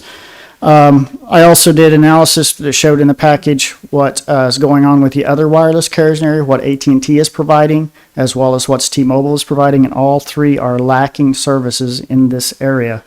Within the package as well were propagation maps showing coverage of what the current coverage is and what the future proposed coverage would be if the site was turned on. This is a needed site. I know the RF engineer. I've worked with him for 13 years. He's been working in this area of Arizona for 25. He knows this area very, very well. It's a needed site. It needs to be a taller site, regrettably, but it needs to be that height. And when you're in downtown, my son's a student at U of A, and there's small cells surrounding that college campus because there's small coverage areas. This has to be a larger coverage area. This site meets your code. This site is needed. This site will be to provide service for wireless users that use Verizon wireless networks. And I stand for questions if there are any. Thank you. Supervisor Hines. Thank you very much. Actually, if you, sir, could stay for a minute. So could you go over that one more time? So the 150-foot tower is required, but like could not be accomplished by like a 40 or 50 foot, or like 2 maybe 40 or 50-foot towers? When you look at the coverage area of a site, the more rural we get, the taller the sites are because they have to cover a larger area. As you get in towards Tucson, let's say around the college, you've got a bunch of 25-footers all over the place because there's so much density there. Because there's not as dense and we need to provide service in a rural area and a highway, we have to do it with a taller tower. So a 40-foot site is not going to provide the level of service. So it's the same reason where I gave the analogy, God put our eyes not on the top of our feet, but near the top of our head. We have to be able to see. The antennas work on the same theory, the same principle. The antennas have to be able to see the frequencies. They have to be high enough above to be able to provide that service. And since the sites are so far apart from each other, there's one page in the package that shows you where all the neighbors are. The closest one being 5.3 miles away, that's a significant distance. So it takes a taller tower to be able to provide that additional service. And if I may, Chair Allen, and if Ms. Neese, could you come back for a second? Thank you. I was just curious to hear, my first question was actually, were other sites in the area meaningfully explored by you? And you were about to start talking about that when your time cut off, so I would like you to continue what you were saying, please. Yes, thank you. So none of the existing lots in the subdivision are viable to locate on because there are CCNRs underneath them. So initially we were unaware of that. We sent letters out to the surrounding community. We received a number of interested parties who wanted the service on their property, wanted the cell site. Once we did our homework and we worked with the planning department, who was excellent, by the way, we quickly realized that none of those are viable options. So there are no existing structures out here. There are no existing structures on which to co-locate. If there were, we would co-locate on them. And so with that being said, we had to find something that met your code.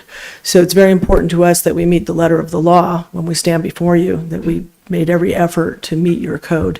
First is co-location, and which is usually in every code. You must co-locate. Okay, and then secondarily is where can we go? And so we ended up here by a process of elimination because there were only 4 lots that were CB1 zoned. Somewhere way back when, somebody had a thought that you might have businesses in this subdivision one day or have a need to have those businesses or have other uses. And so these lots were carved out for that purpose. And so that's why we ended up, this was in the search area, and we ended up specifically here because we had no other viable options to go to, nor existing facilities. Okay, thank you. And I do have one question actually for Mr. Drazkowski as well, if that's okay, Chair. Does the Telecommunications Act, would granting this appeal create basically a legal cause of action for the county? Chair Allen, Supervisor Hines. The Telecommunications Act provides parameters for allowing sites and what counties can or can't do. One of the things that didn't come up tonight was health effects, which is something that counties cannot consider. The counties do get to determine how or have input on how gaps in coverages are filled. And when sites are not approved, ensuring that there is substantial documentation in the written record as to why the denial was why the denial occurred is critical. Litigation can occur on any site, on anything. Cell towers, we have litigated them in the past. But generally, ensuring that we review the written record, understand the issues, and apply our code criteria, those are things that are important in approving or denying sites. And just using the written record, which we have hundreds of pages, both from the applicant and also from the affected neighbors. Great, thank you. That's all for me. There is one more speaker, JP Salvatierra, who I will call up.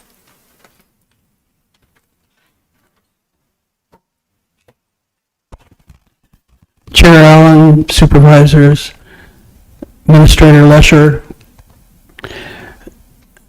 over 70 years that I've lived in Tucson, I know that we're different than Phoenix. They do things there that we would never consider here. The sanctity of the open space, our desert areas, are continually being intruded upon, first of all, by the Air National Guard. You have property out there in Tucson Mountain area and beyond, and they fly patterns, the aircraft fly patterns. They have drones going out there with the Sheriff's Department. A lot of things going on, and it seems intrusive. Okay, then we said, oh, we have astronomy activity at Kitt Peak, and we need low light.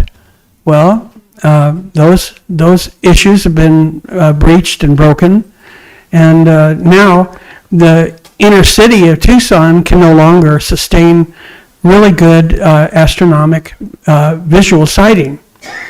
Then remember when we used to have buses that weren't placarded with advertising and legal services up and down the road. So is this 150-foot tower going to kick the door down like TEP Fortis and their big massive poles all around the Huckleberry Loop, destroying the scenic value of our area? I wanted it to look like Santa Fe, beautiful, attractive, and this community decided in advance to underground everything. So why are we creating this? I think it might be a challenge to Prop 207. You're creating detrimental value to the properties in that immediate area and for the whole community. How could you do this? You know, you want answers, and you need to give these people the respect of their long-term visit and location sites, and establish Tucson for what it is, a beautiful, unique community that isn't obstructed with 9 million people and tons of community projects that are zipping up, like matchboxes. It's different. We are different. We have higher appreciation for the quiet space and the native indigenous community that maintained this for so many thousand years. Thank you. That's time. Thank you.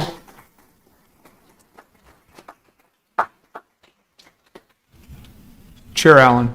Supervisor Scott.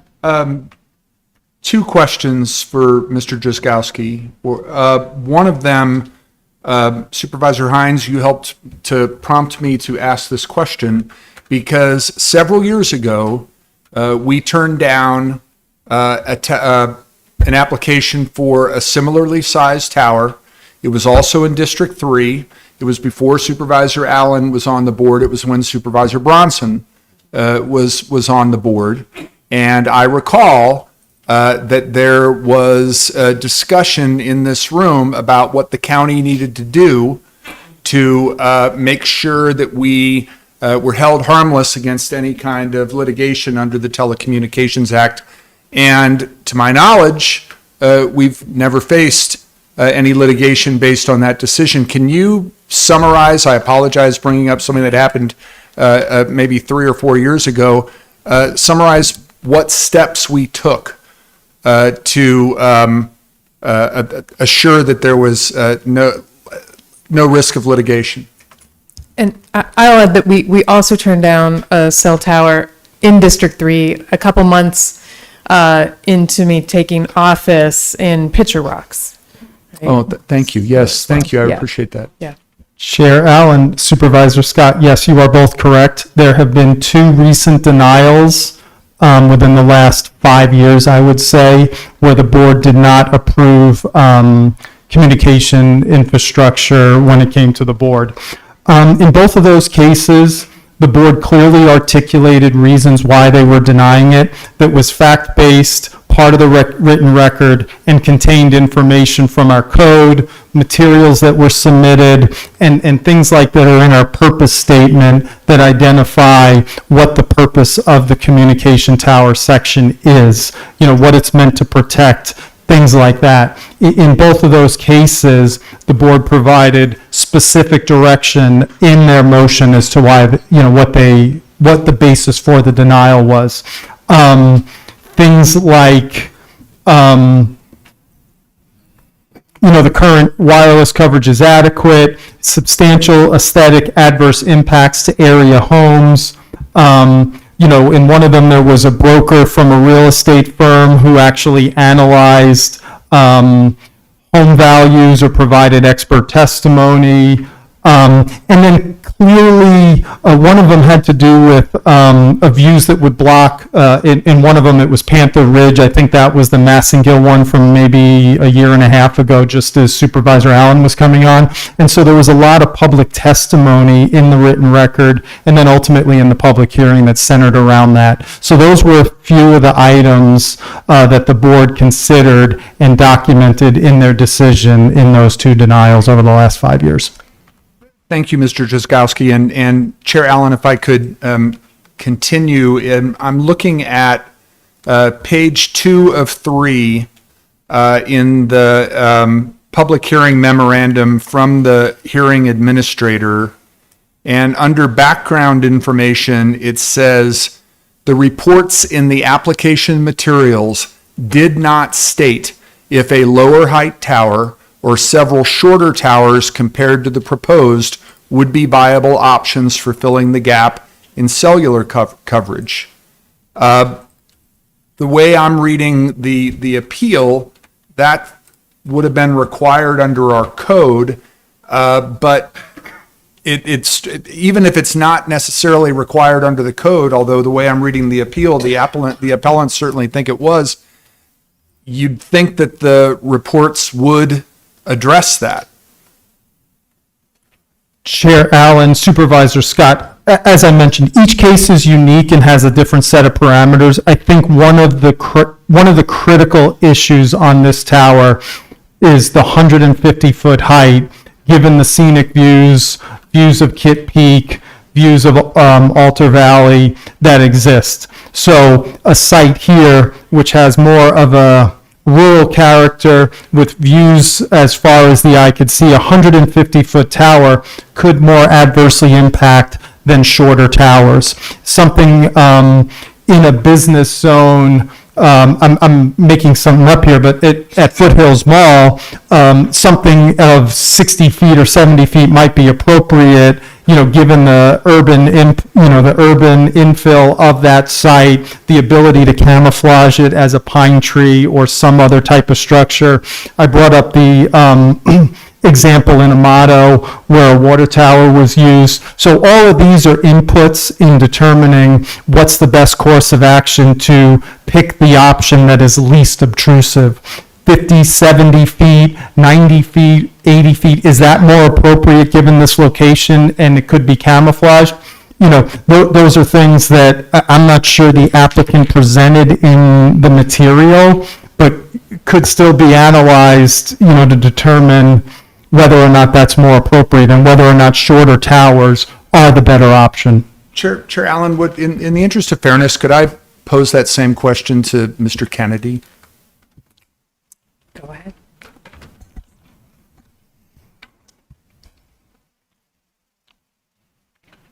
So just to make sure I understand your question, you're asking about the impact of shorter towers and what does that do? Thank you for asking that. There's a report from the hearing administrator where he says the reports in the application materials did not state if a lower height tower or several shorter towers compared to the proposed would be viable options for filling the gap in cellular coverage. Okay. Just wondering why the reports that he's referring to in the application materials didn't address those other options. So when I did the analysis of this site, third party from Verizon's RF engineer, I reviewed his height requirements and what coverage area he was trying to provide service to. That's why we have the increased height. To do a height analysis and run, okay, what is it going to do at 40 feet? What's it going to do at 60 feet? That's alternative looks, but of height and propagation. So that's possible to do. But I can tell you just from 36 years of experience, a 40-foot tower is not going to provide the coverage level of a 150-foot tower. Now, the other part you're talking about is small cells. Those are those 25-foot towers, the little light poles that are like surrounding the university or here in downtown. I saw a few just walking over here. Those are built for capacity. So there's already macro coverage created. Those become just fill-ins because they'll run maybe a block, and that's about all they provide service for. So it would be, just like telephone poles down it. But the part about it is that's a rural highway, so you're going very fast. The student walking at U of A is not going very fast. They're not going to walk out of that coverage zone very quickly. Somebody doing 60 miles an hour down the road is going to drive past that site before the site ever even acknowledges them and says, oh, somebody's trying to connect. They're already gone. They're out of its coverage area. And just to follow up while you're here, the design of the proposed tower would allow for other carriers to also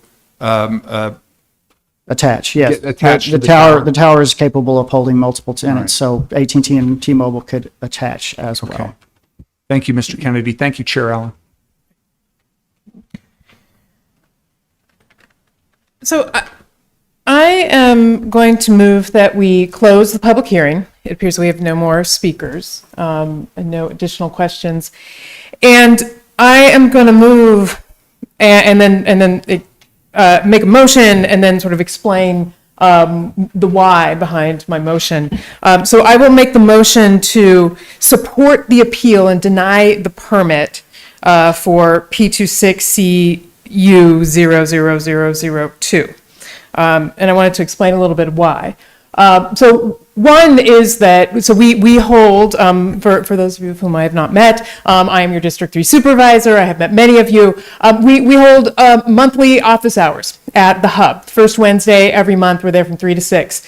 And this is an issue that people have been coming to our office hours to express concerns.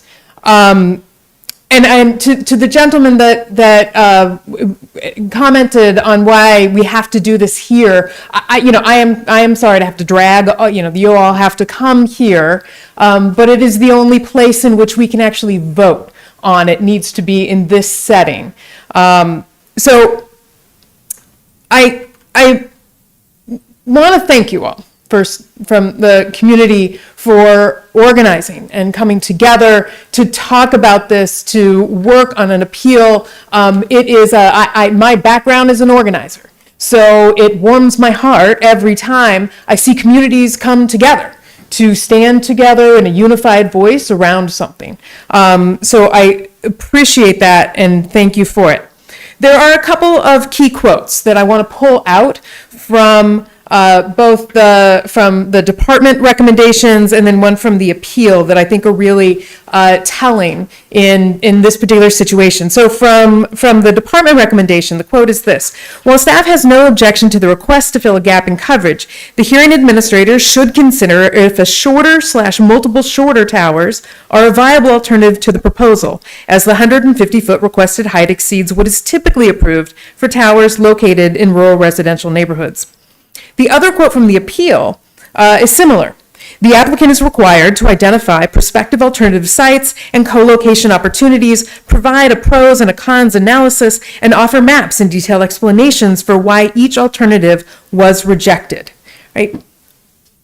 The point is that there needs to be more transparency, right, for the public to be able, and community who is going to be impacted by the project, to be able to understand the pros, the cons, the various sites, and to also be privy to what might be 25, 30, 35 years of experience that you may just know that other heights may be insufficient, but that needs to be put in writing for the community to be able to assess. Right? That is that is what the intent of the code is, and that is what I think makes a robust process so the community can see what was all considered and how it is that the final proposal is what was landed on and why. So it is, I think, part of the, I think it is sort of that lack of evidence and that analysis is, I think, one of the things that causes me a lot of concern. It brings up lots of valid questions and from around the process from the neighbors. Just as an aside, too, I think one of the comments from the hearing administrator and one of our speakers earlier today noted that there is an assumption in the hearing administrator's decision of inevitable development in this particular area. Diamond Bell is a development that was established over 50 years ago, right? And this assumption that there will be commercial growth there, commercial development, that we have not seen in 50 years. There is no business hub in the Diamond Bell area. It is a neighborhood in which all the utilities are undergrounded. There are no other utility poles and lines. It is an area, and it is one of the only neighborhoods in that area that is zoned as CR1, single-family residence. The other lands around there are not. It is the only one that is zoned in that particular zoning for single-family residence. So, I think there are things that we should have seen. And I think that there are significant concerns. There was the need to show that this is the least obtrusive option. Because, as I noted, this is an area where the utilities are undergrounded and it is adjacent to CR1 properties. There is a need to see if smaller towers may have been able to fill the same gap coverage.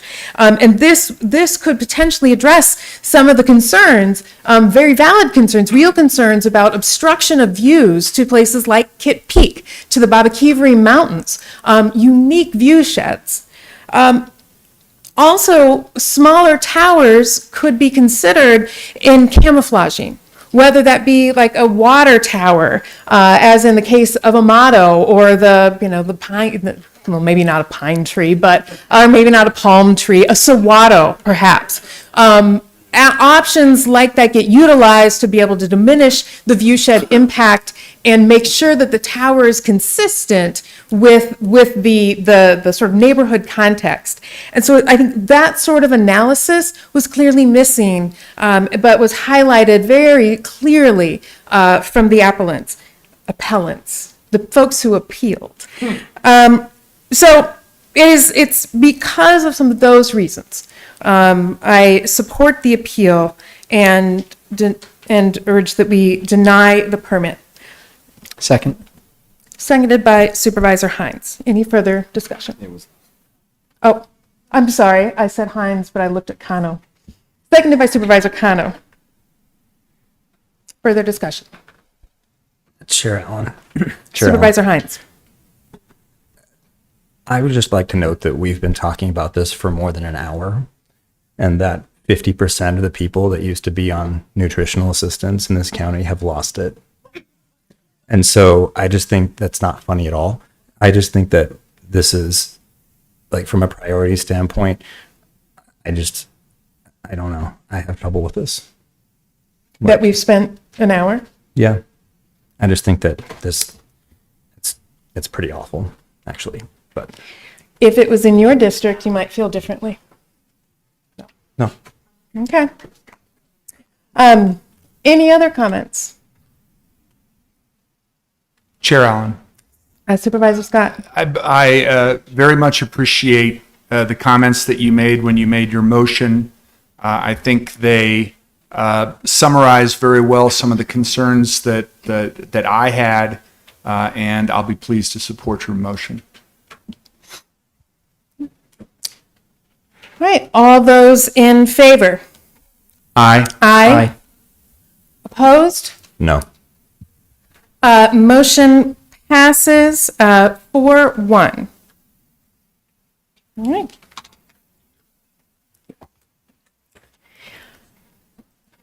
All right. You are welcome to stay on for the rest of the meeting.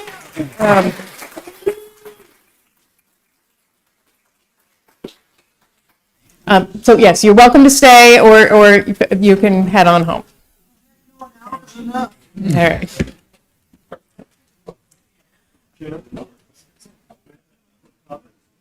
There are no CCNRs. They expired.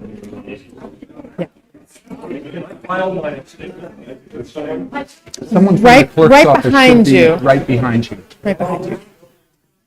In the glasses, sir.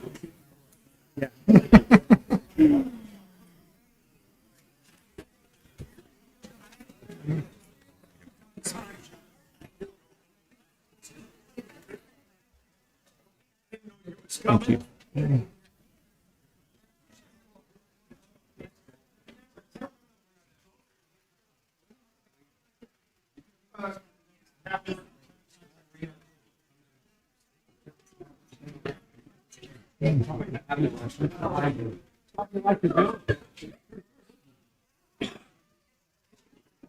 Mr. Hines, do you think this is a waste of time? We are real budget.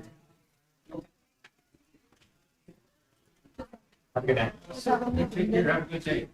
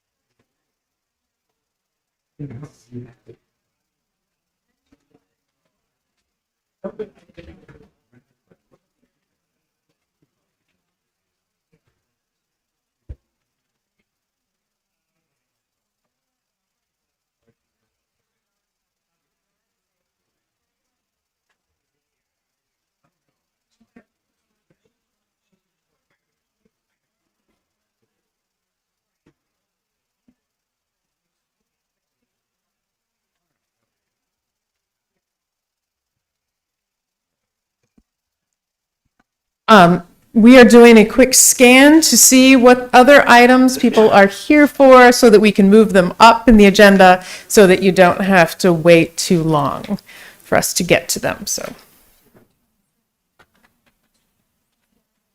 Thank you.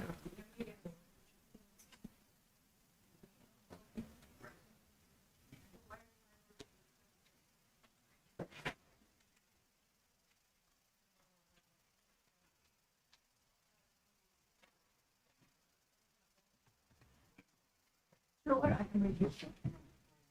21, thank you. 21.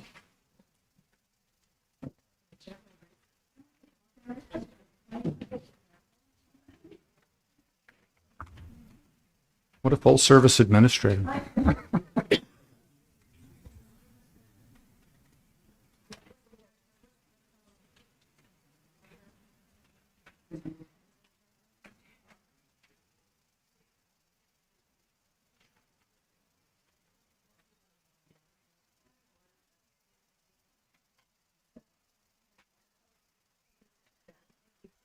All right, so the consensus is that we've got folks here for items 21, 26, and a couple items that are on the consent agenda.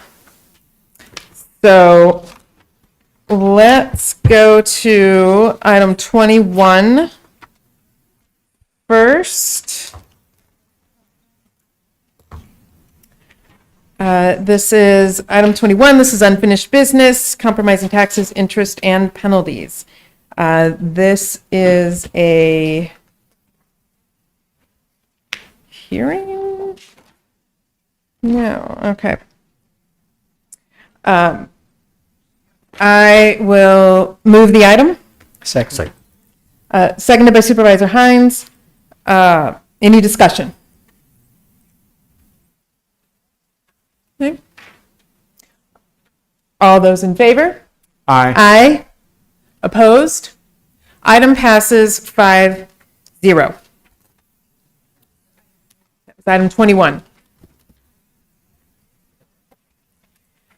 Moving to consent.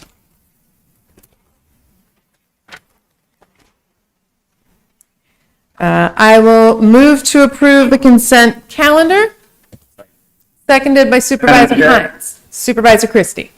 Madam Chair, I would voice your approval on that, but I would like to pull item number 13.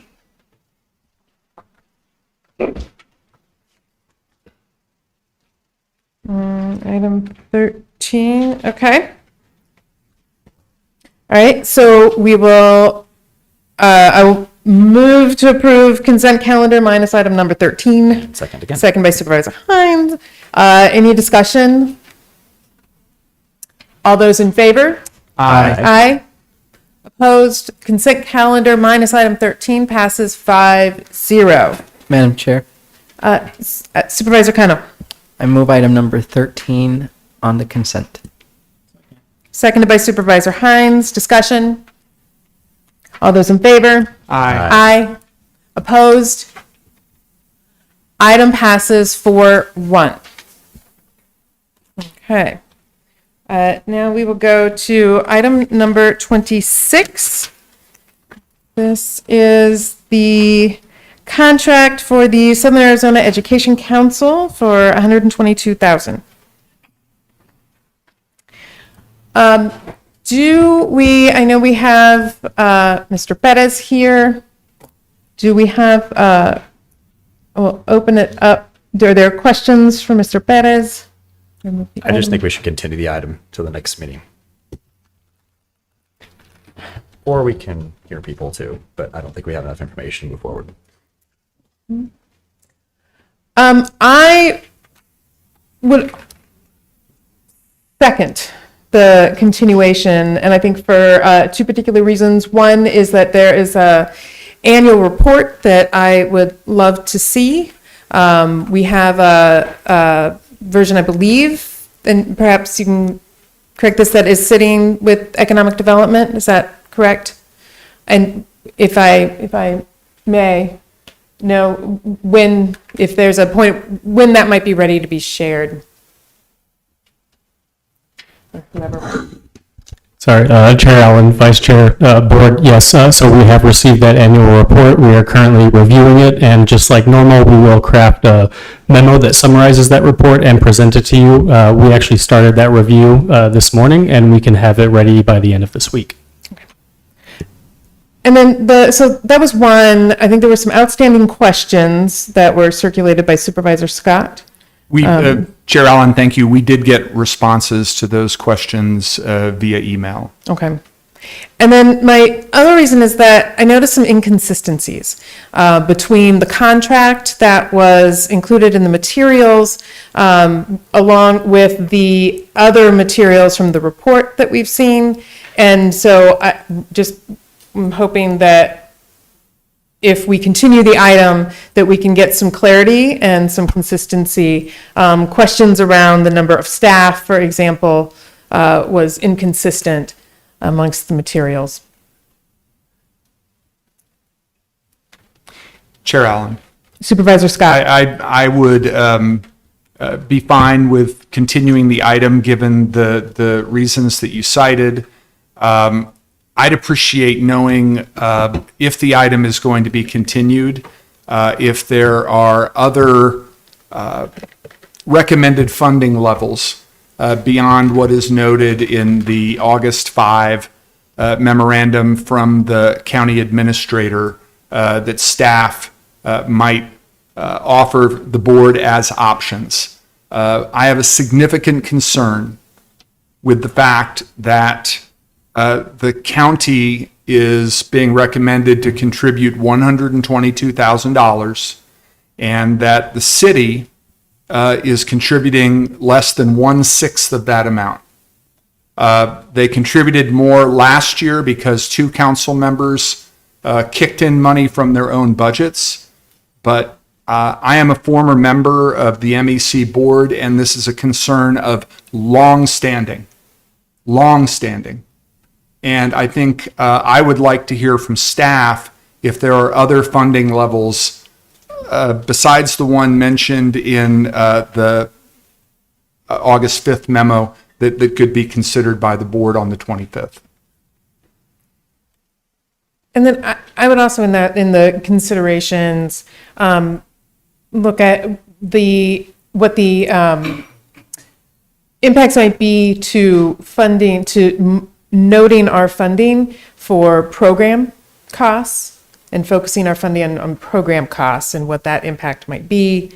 That's it.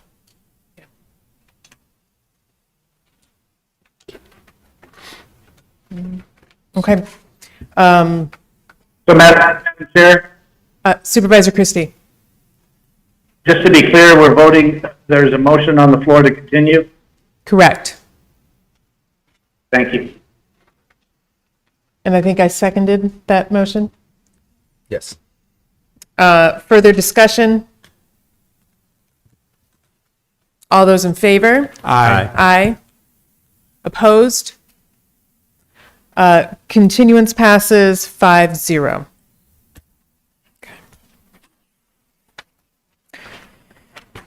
Next, we are going to go to item 10. I think that covers. Item 10 is the Ajo Domestic Water Improvement District. I will move the item. Second. Seconded by Supervisor Hines. For discussion, I want to thank the former volunteer board members because, our current board chair is county administrator, who probably did not anticipate being the board chair of the Ajo Domestic Water Improvement District would be added to her resume. But the former board members of Frank Hinman, Chuck and Brenda Stout, Bud Turner, and the others who volunteered their time to make the Ajo Water District a successful district in their area. And I also want to thank the staff and Pima County Attorney's Office who spent a lot of time figuring out how to make this a viable transition in which we could become the Ajo Water District within the county, and then sell it, well, first shift it to being operated by Arizona Water, and now sell it to Arizona Water. I think it was sort of perhaps a new experience. So very thankful that we got where we are. I do have two questions. And one is whether we know if there are outstanding costs that the $250,000 of the sale price that will be taken from that 250K. Go ahead, I don't think so. Madam Chair, unfortunately, I don't have an answer to that question. So you're interested in whether there is debt. So essentially, any liabilities of the domestic water improvement district, right, will be satisfied first, right, by the sales proceeds, and then the remaining assets or funds, right, from that sale would be distributed into a nonprofit. And I guess that was my second question, was just if we know kind of who and how of managing that process for distributing the funds to local nonprofits. So, Madam Chair, I think if you'll permit, we'll get back to you with that information. All right. Okay. Further discussion? All those in favor? Aye. Aye. Opposed? Motion passes 5-0. All right, now we're going to move on to sitting as the Library District Board for item 11. I will move the item. Second. Seconded by Supervisor Hines. Discussion? All those in favor? Aye. Opposed? Item passes 5-0. Now we are going to go back to sitting as the Board of Supervisors for the hearings for liquor licenses. Item number 12, liquor license for Taco Hiro. Anyone present who wishes to speak on this item? I move to close the hearing and approve the liquor license permit. Second. Seconded by Supervisor Hines. Any discussion? All those in favor? Aye. Opposed? Item passes 5-0. Is there anyone, item 13, is there anyone present who wishes to speak on the liquor license for Rocky Point Drive-Thru? Hearing none, I will move to close the hearing and approve the liquor license permit. Second. Second by Supervisor Hines. Any discussion? All those in favor? Aye. Opposed? Item passes 5-0. And then finally, hearing, is there anyone present who wishes to speak on the agent change, acquisition, and control restructure of the golf club at Torres Blancas? If not, I will move to close the hearing and approve this item. Second. Seconded by Supervisor Hines. Discussion? All those in favor? Aye. Aye. Opposed? Item passes 5-0. Chair Allen, Yes, Supervisor Scott. was just scrolling through the agenda and addendum and wondered if my colleagues would like to approve the following items, 18, 20, 23, 24, 25, and then on the addendum, items 4 through 9.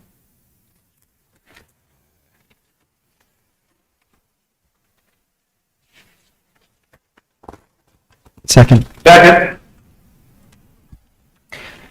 Can we pull from that, though, I'm sorry, I was going back, item 20. Yes, ma'am. I'll amend the motion to remove item 20, so it would be 18, 23, 24, 25, and on the addendum 4 through 9. If that's still okay with, I can't remember who got their second in first, Kano or Christie. All right, he's saying thumbs up. All right, we'll say it was seconded by Supervisor Christie. Yeah. Discussion? All those in favor? Aye. Aye. Opposed? Items pass 5-0. Let's take up item 20, since it's the dangler. This is the revisions to Board of Supervisors policy prohibiting weapons in Pima County facilities and vehicles. I will move the item. Second. Sorry. Seconded by Supervisor Hines. Discussion. I have one is, I moved the item, but, so it's missing. The list, I believe, is still missing in the list of county buildings, the Ajo Court. Green Valley Court is included, but friendly amendment to my own motion. That good with you, sure. my seconder?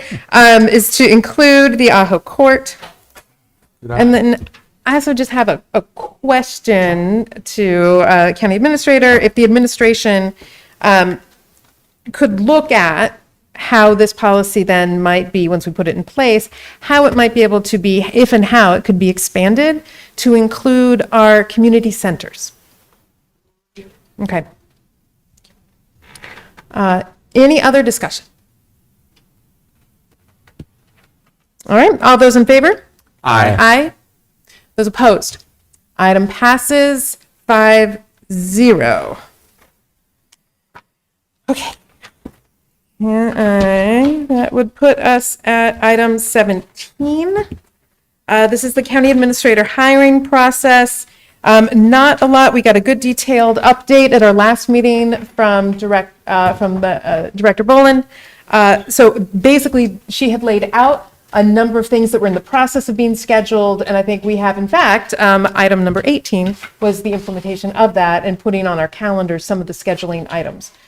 So other than that, there were no updates other than just getting scheduled some of the things that the HR director had put on the table last time. We had already approved 18, so we are at item 19. This is the Pima County Legislative Program for 2027. Madam Chair? Supervisor Christie. Yeah, just a quick question of housekeeping. Did we bundle into that last one, the number 25? Yes. So that's already been addressed? Yep. Yes. Thank you.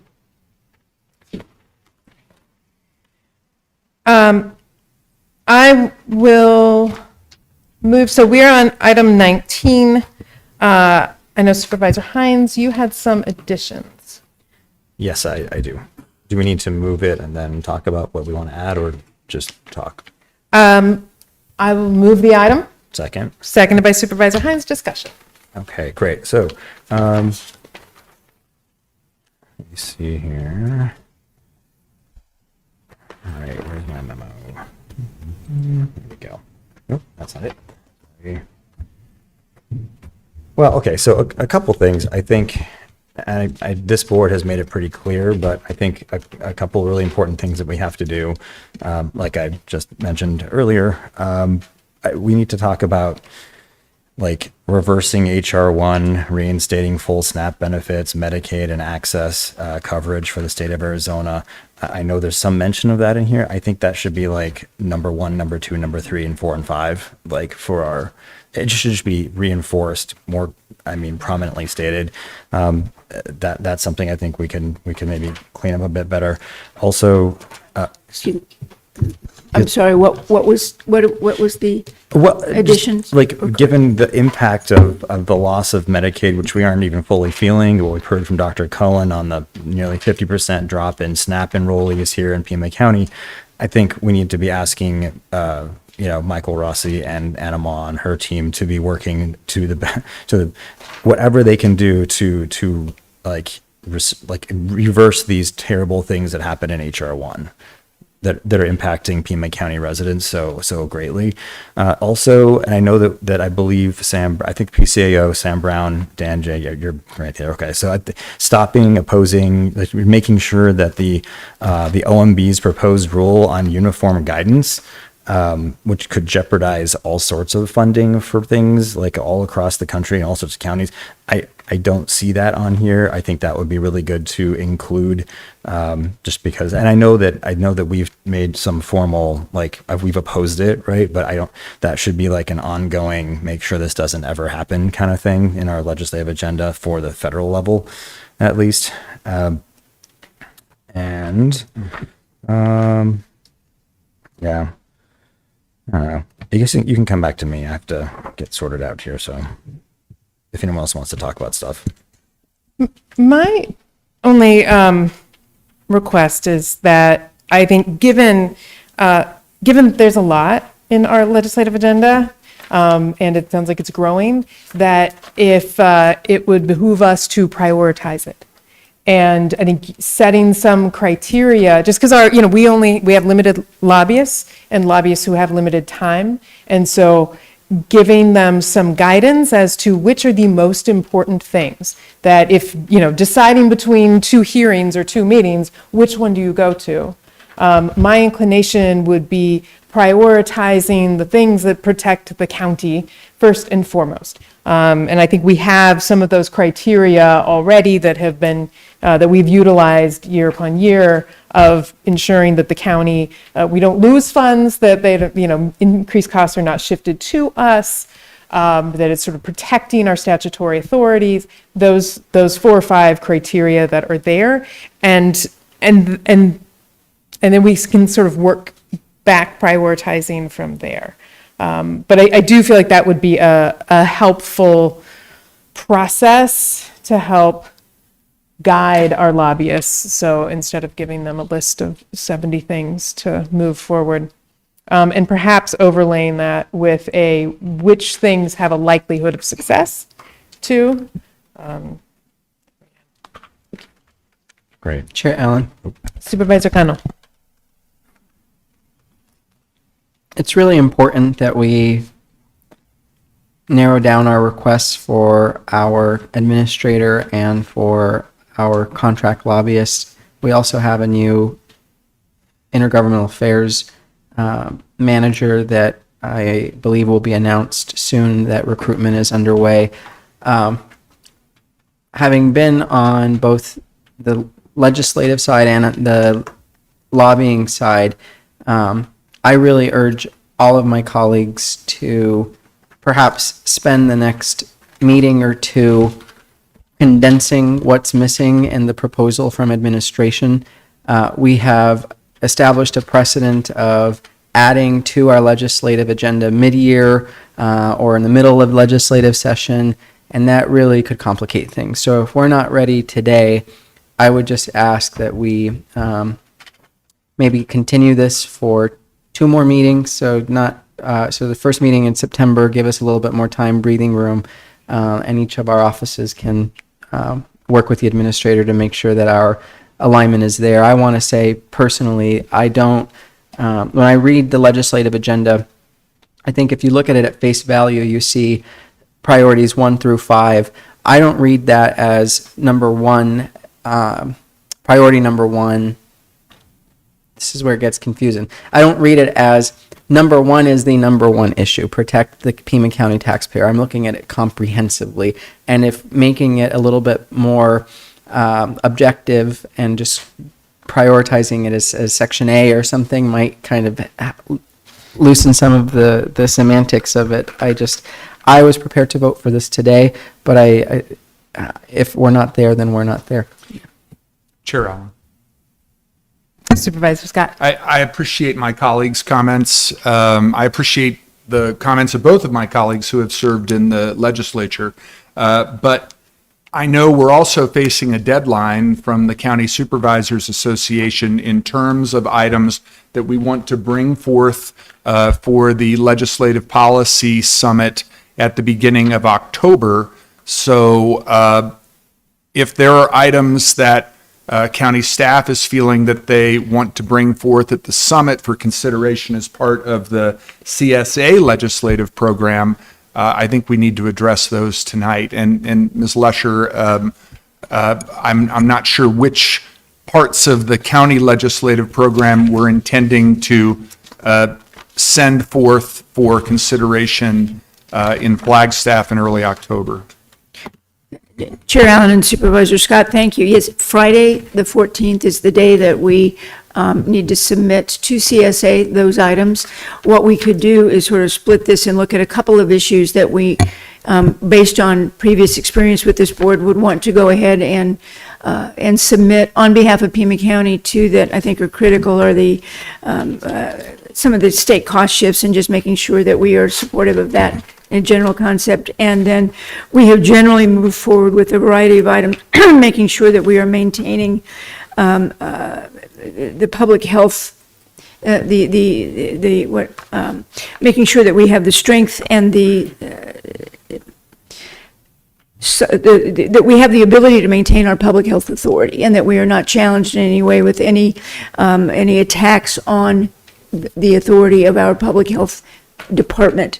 So I think if we look at those two general areas and have some approval by the board that we could submit those on behalf of Pima County for consideration at CSA, then easy to come back and finalize what the work will be of Pima County in our legislative work over the year. So Chair Allen, out of curiosity, is there a possibility for us to approve the legislative as recommended and come back in September first meeting with the additional input? What's the will of the board? Is that amenable? Just to make sure I'm clear, Supervisor, you're recommending that we approve the legislative program that was submitted by the county administrator tonight, but that at the first meeting in September, we can consider any additions to it.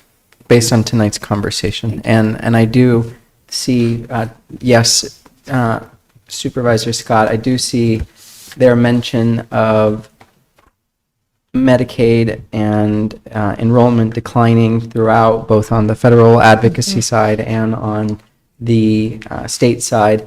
So I feel that we are there. Perhaps what is really needed to happen at this point is once we bring on our IGA person, we really have to ensure that they're speaking the same language as the board with our contract lobbyists. Just food for thought, but I thank you. If that's a motion, I'll second it. Okay, and just for clarity, it's approval of the legislative agenda as presented, item number 19, resolution number 2026-42, with the understanding that we will come back in the first meeting in September. All offices should see what additional priorities should be included, and we'll do our best to not have mid-year additions to the legislative agenda, but I guess that's more illustrative than concrete. So, yeah, that's my motion. Thank you. I'd be happy to second that. Okay. Seconded by Supervisor Scott. So I just needed to find my notes for the three items I want to add, and I have a fourth. I don't need to wait until September, but I'm happy to, I guess, do that. I'm not happy to do that, actually. I spent some time on these. Were your items, the three you submitted, Yeah, it's attached. two-pager? I just couldn't find my notes. Yeah. Yeah, but And there's a fourth on that is not listed that you wanted to add? it's a little more about constables, actually. Yes, it is. It's enough. There are enough notes here to talk about it. Madam Chair, Supervisor Christie. how is this motion addressing Supervisors Hines that wish to make additions to it right now? What is it? We're including Supervisor Hines's request to add to the list, or are we approving the list as submitted by the county administrator? Supervisor Connell? Chair Allen, my motion is to only include the recommendations made by the county administrator. I am happy to include the items in the material attached to the agenda by my colleague from District 2. However, if there is an additional language related to the constable, I believe our county attorney would probably want to make sure that that language is previewed in advance before we vote on it. So I don't know that I believe we can do the three that have been recommended by my colleague from District 2, but not the fourth. So I still think we need to come back in September or the next meeting. You know, we could make it a continuation of additional items at our next meeting or in the first meeting in September.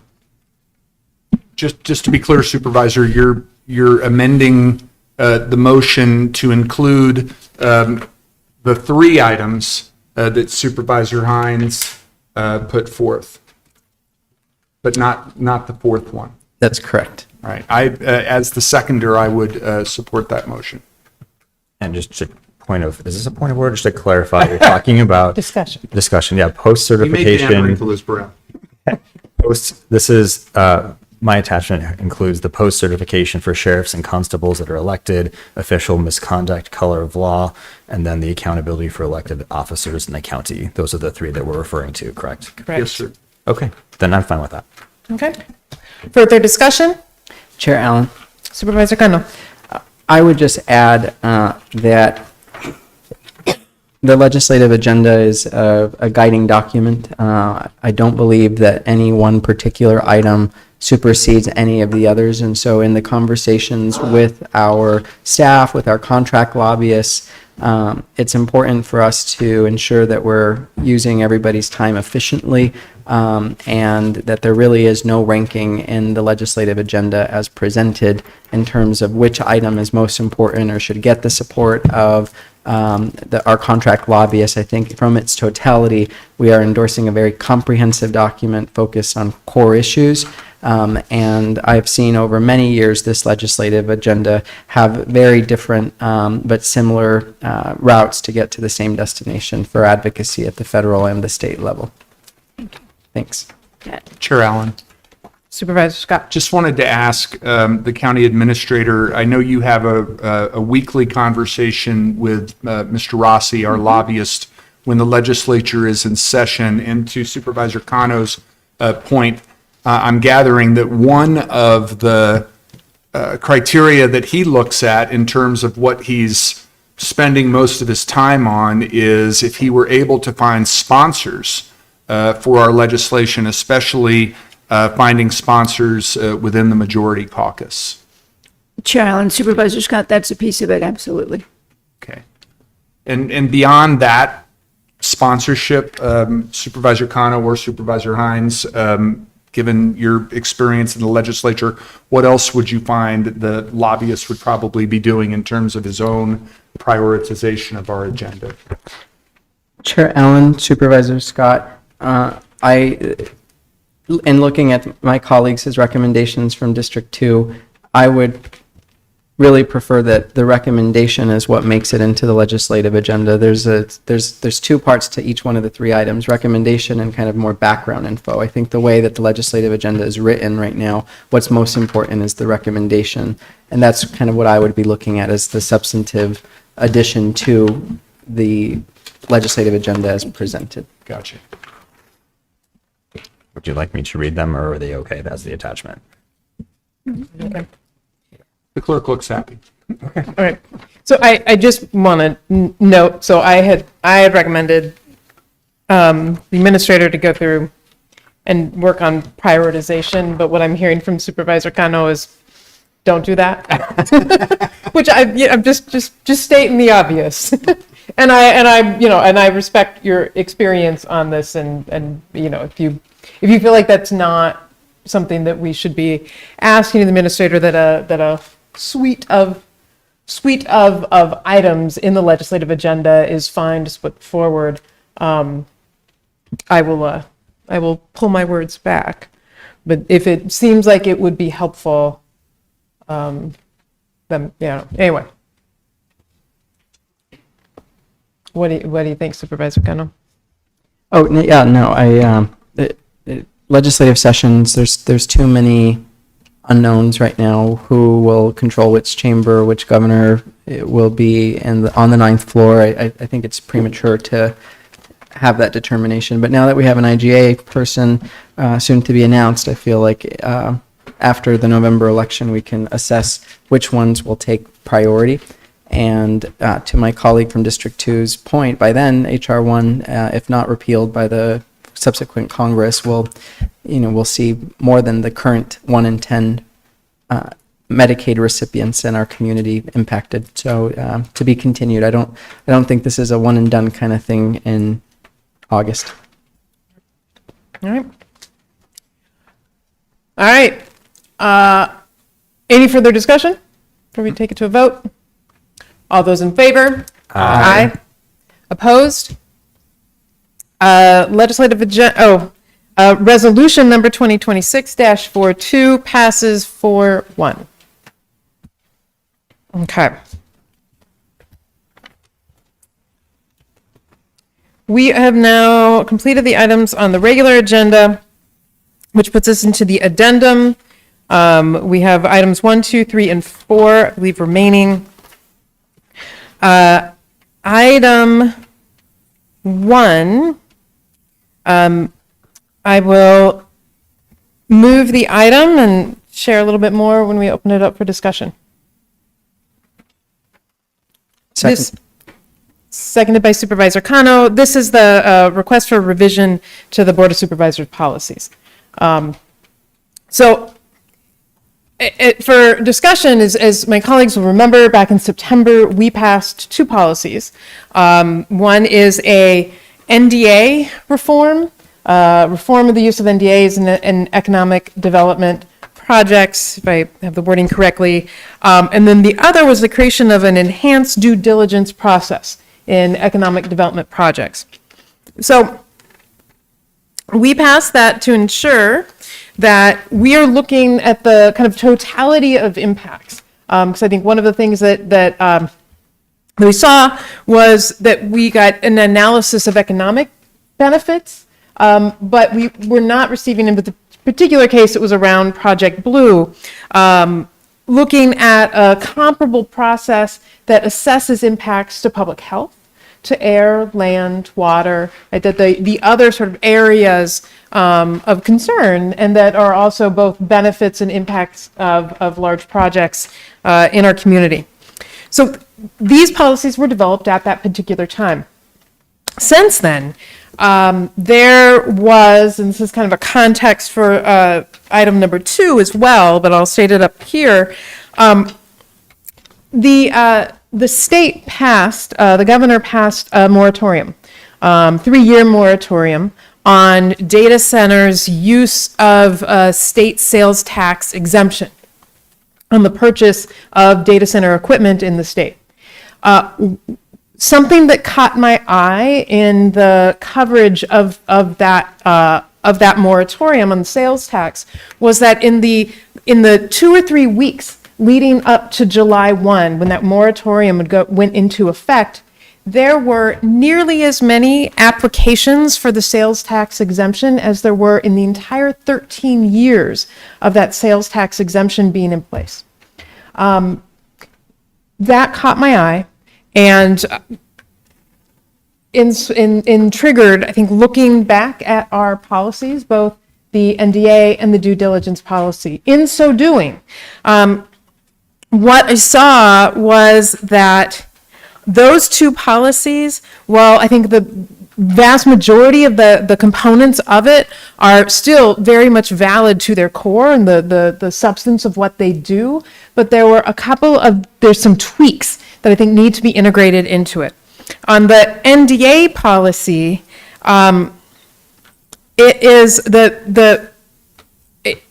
think the policy is great and it's strong, but I think we did not give any direction for it to be applied, sought to be applied, requested to be applied for existing sort of active and inactive NDAs. It's something that my understanding is that the city of Tucson did, but we did not do. And that's kind of the main thing around the NDAs, is just getting that to be applicable to some of the current policies. It's clearly optional for people who have signed NDAs, but the ask should be there. The second, on the enhanced due diligence process, which is policy D31.4, there's just a couple of revisions.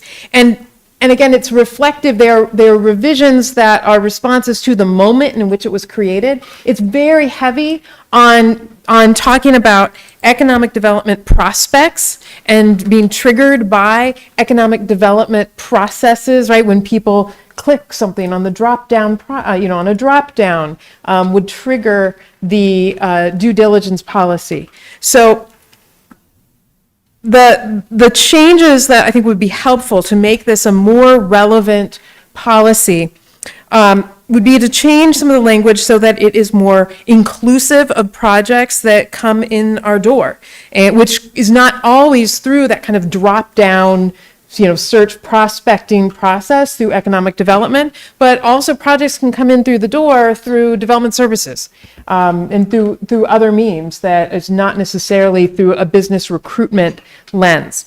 So that would be, and there's some language in there that I've highlighted that just says, and it says over and over again, prospects, prospects, prospects. The second would be an addition in the criteria for the types of projects that would trigger it, to include just large water and energy users. And which is just a broad sort of phrase, and we can define that. The city has actually already defined those terms. That would be one of the criteria for when due diligence would happen.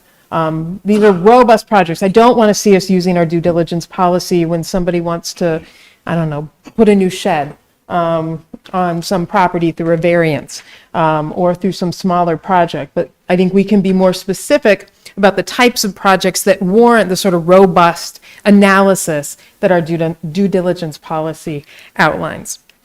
And then my final ask is a detail, I think, within the policy that says that a final recommendation would be made by the Economic Development Department about whether the kind of impacts and benefits, what the recommendation should be.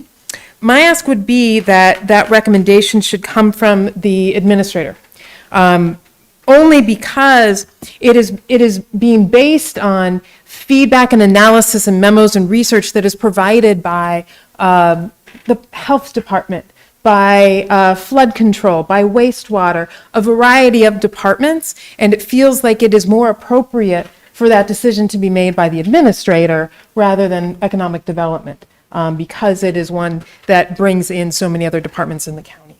So those are a few, so just those pieces on due diligence, but the 98% of both of those policies, I think, are still solid. But some of it's just around the criteria and when they get triggered, I think, is where there's some fine tuning that should be happening. Chair Allen. Supervisor Scott. Did you have a timeline in mind in terms of when you wanted county administrator to come back to the board with these suggested revisions? I would look to the county administrator for what seems like a reasonable timeline. Madam Chair, I see. September? I think so. Yeah. If we can set September 8th, and if we're able to bring it as soon as August 25th, we will. Let's- How about no later than Study September 8th? session on September 8th. Yep. Great, thank you. In a couple of other Madam questions. Chair, does this apply to number 2 as well as 1? No, that we're just talking about number 1. Thank you. Chair Allen, with regard to number 1, especially with the changes to the D31.3, will there also be consultation by county staff with our economic development partners? We had that consultation with them when we were considering the initial policy, because one of the concerns that was expressed by more than one member of the board is that we wanted to make sure that anything that we put forth didn't put the county at a disadvantage in competition with other jurisdictions. We can do that. Okay. And then the only other question I would have would be for both the county administrator and Mr. Jerkowitz. We had some issues a few months ago when there was a ordinance dealing with unpaved roads come before the board, and it seemed like there were some concerns that were not anticipated, either by administration or perhaps the county attorney. And I just, and I said this to the chair prior to this meeting, I just want us to avoid something similar to that in terms of these revisions. I understand. Thank you. Thank you, Chair Allen. Yeah. And if you're moving this, I'll second it. I think it was seconded by Supervisor Cano. Yep. All those in favor? Aye. Aye. Opposed? Item passes 4-1. For item number 2, I would like to request, this is the item 2, the addendum establishing a 120-day moratorium on data centers in an unincorporated Pima County. I wanted to request that we pop out to executive session to be able to talk with our lawyers. Second. Seconded by Supervisor Hines. All those in favor? Aye. Aye. Opposed? Passes 5-0, and we will go into executive session.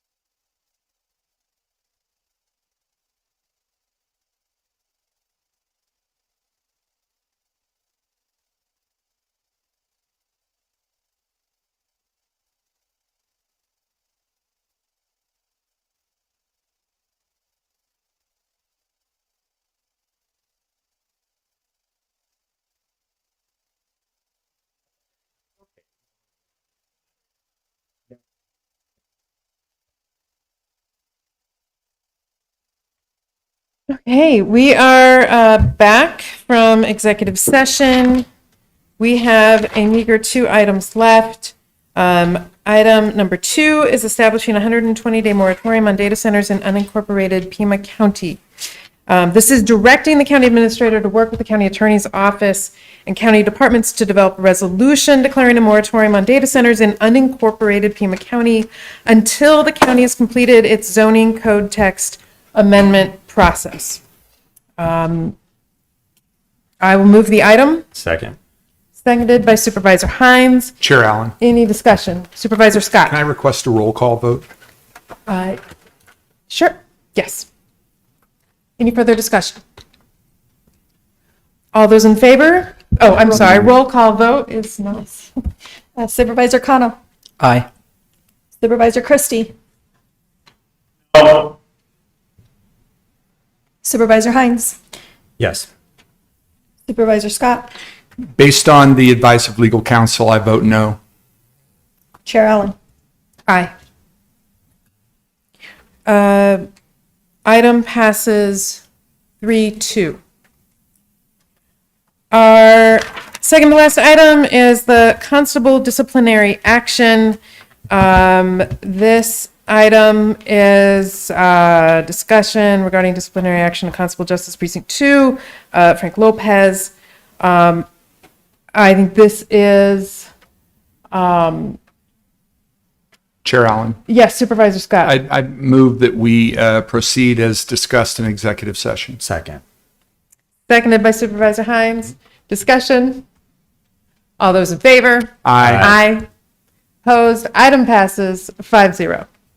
And with that, the meeting is adjourned.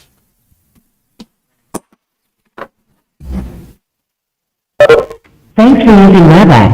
Visit our website at www.webex.com.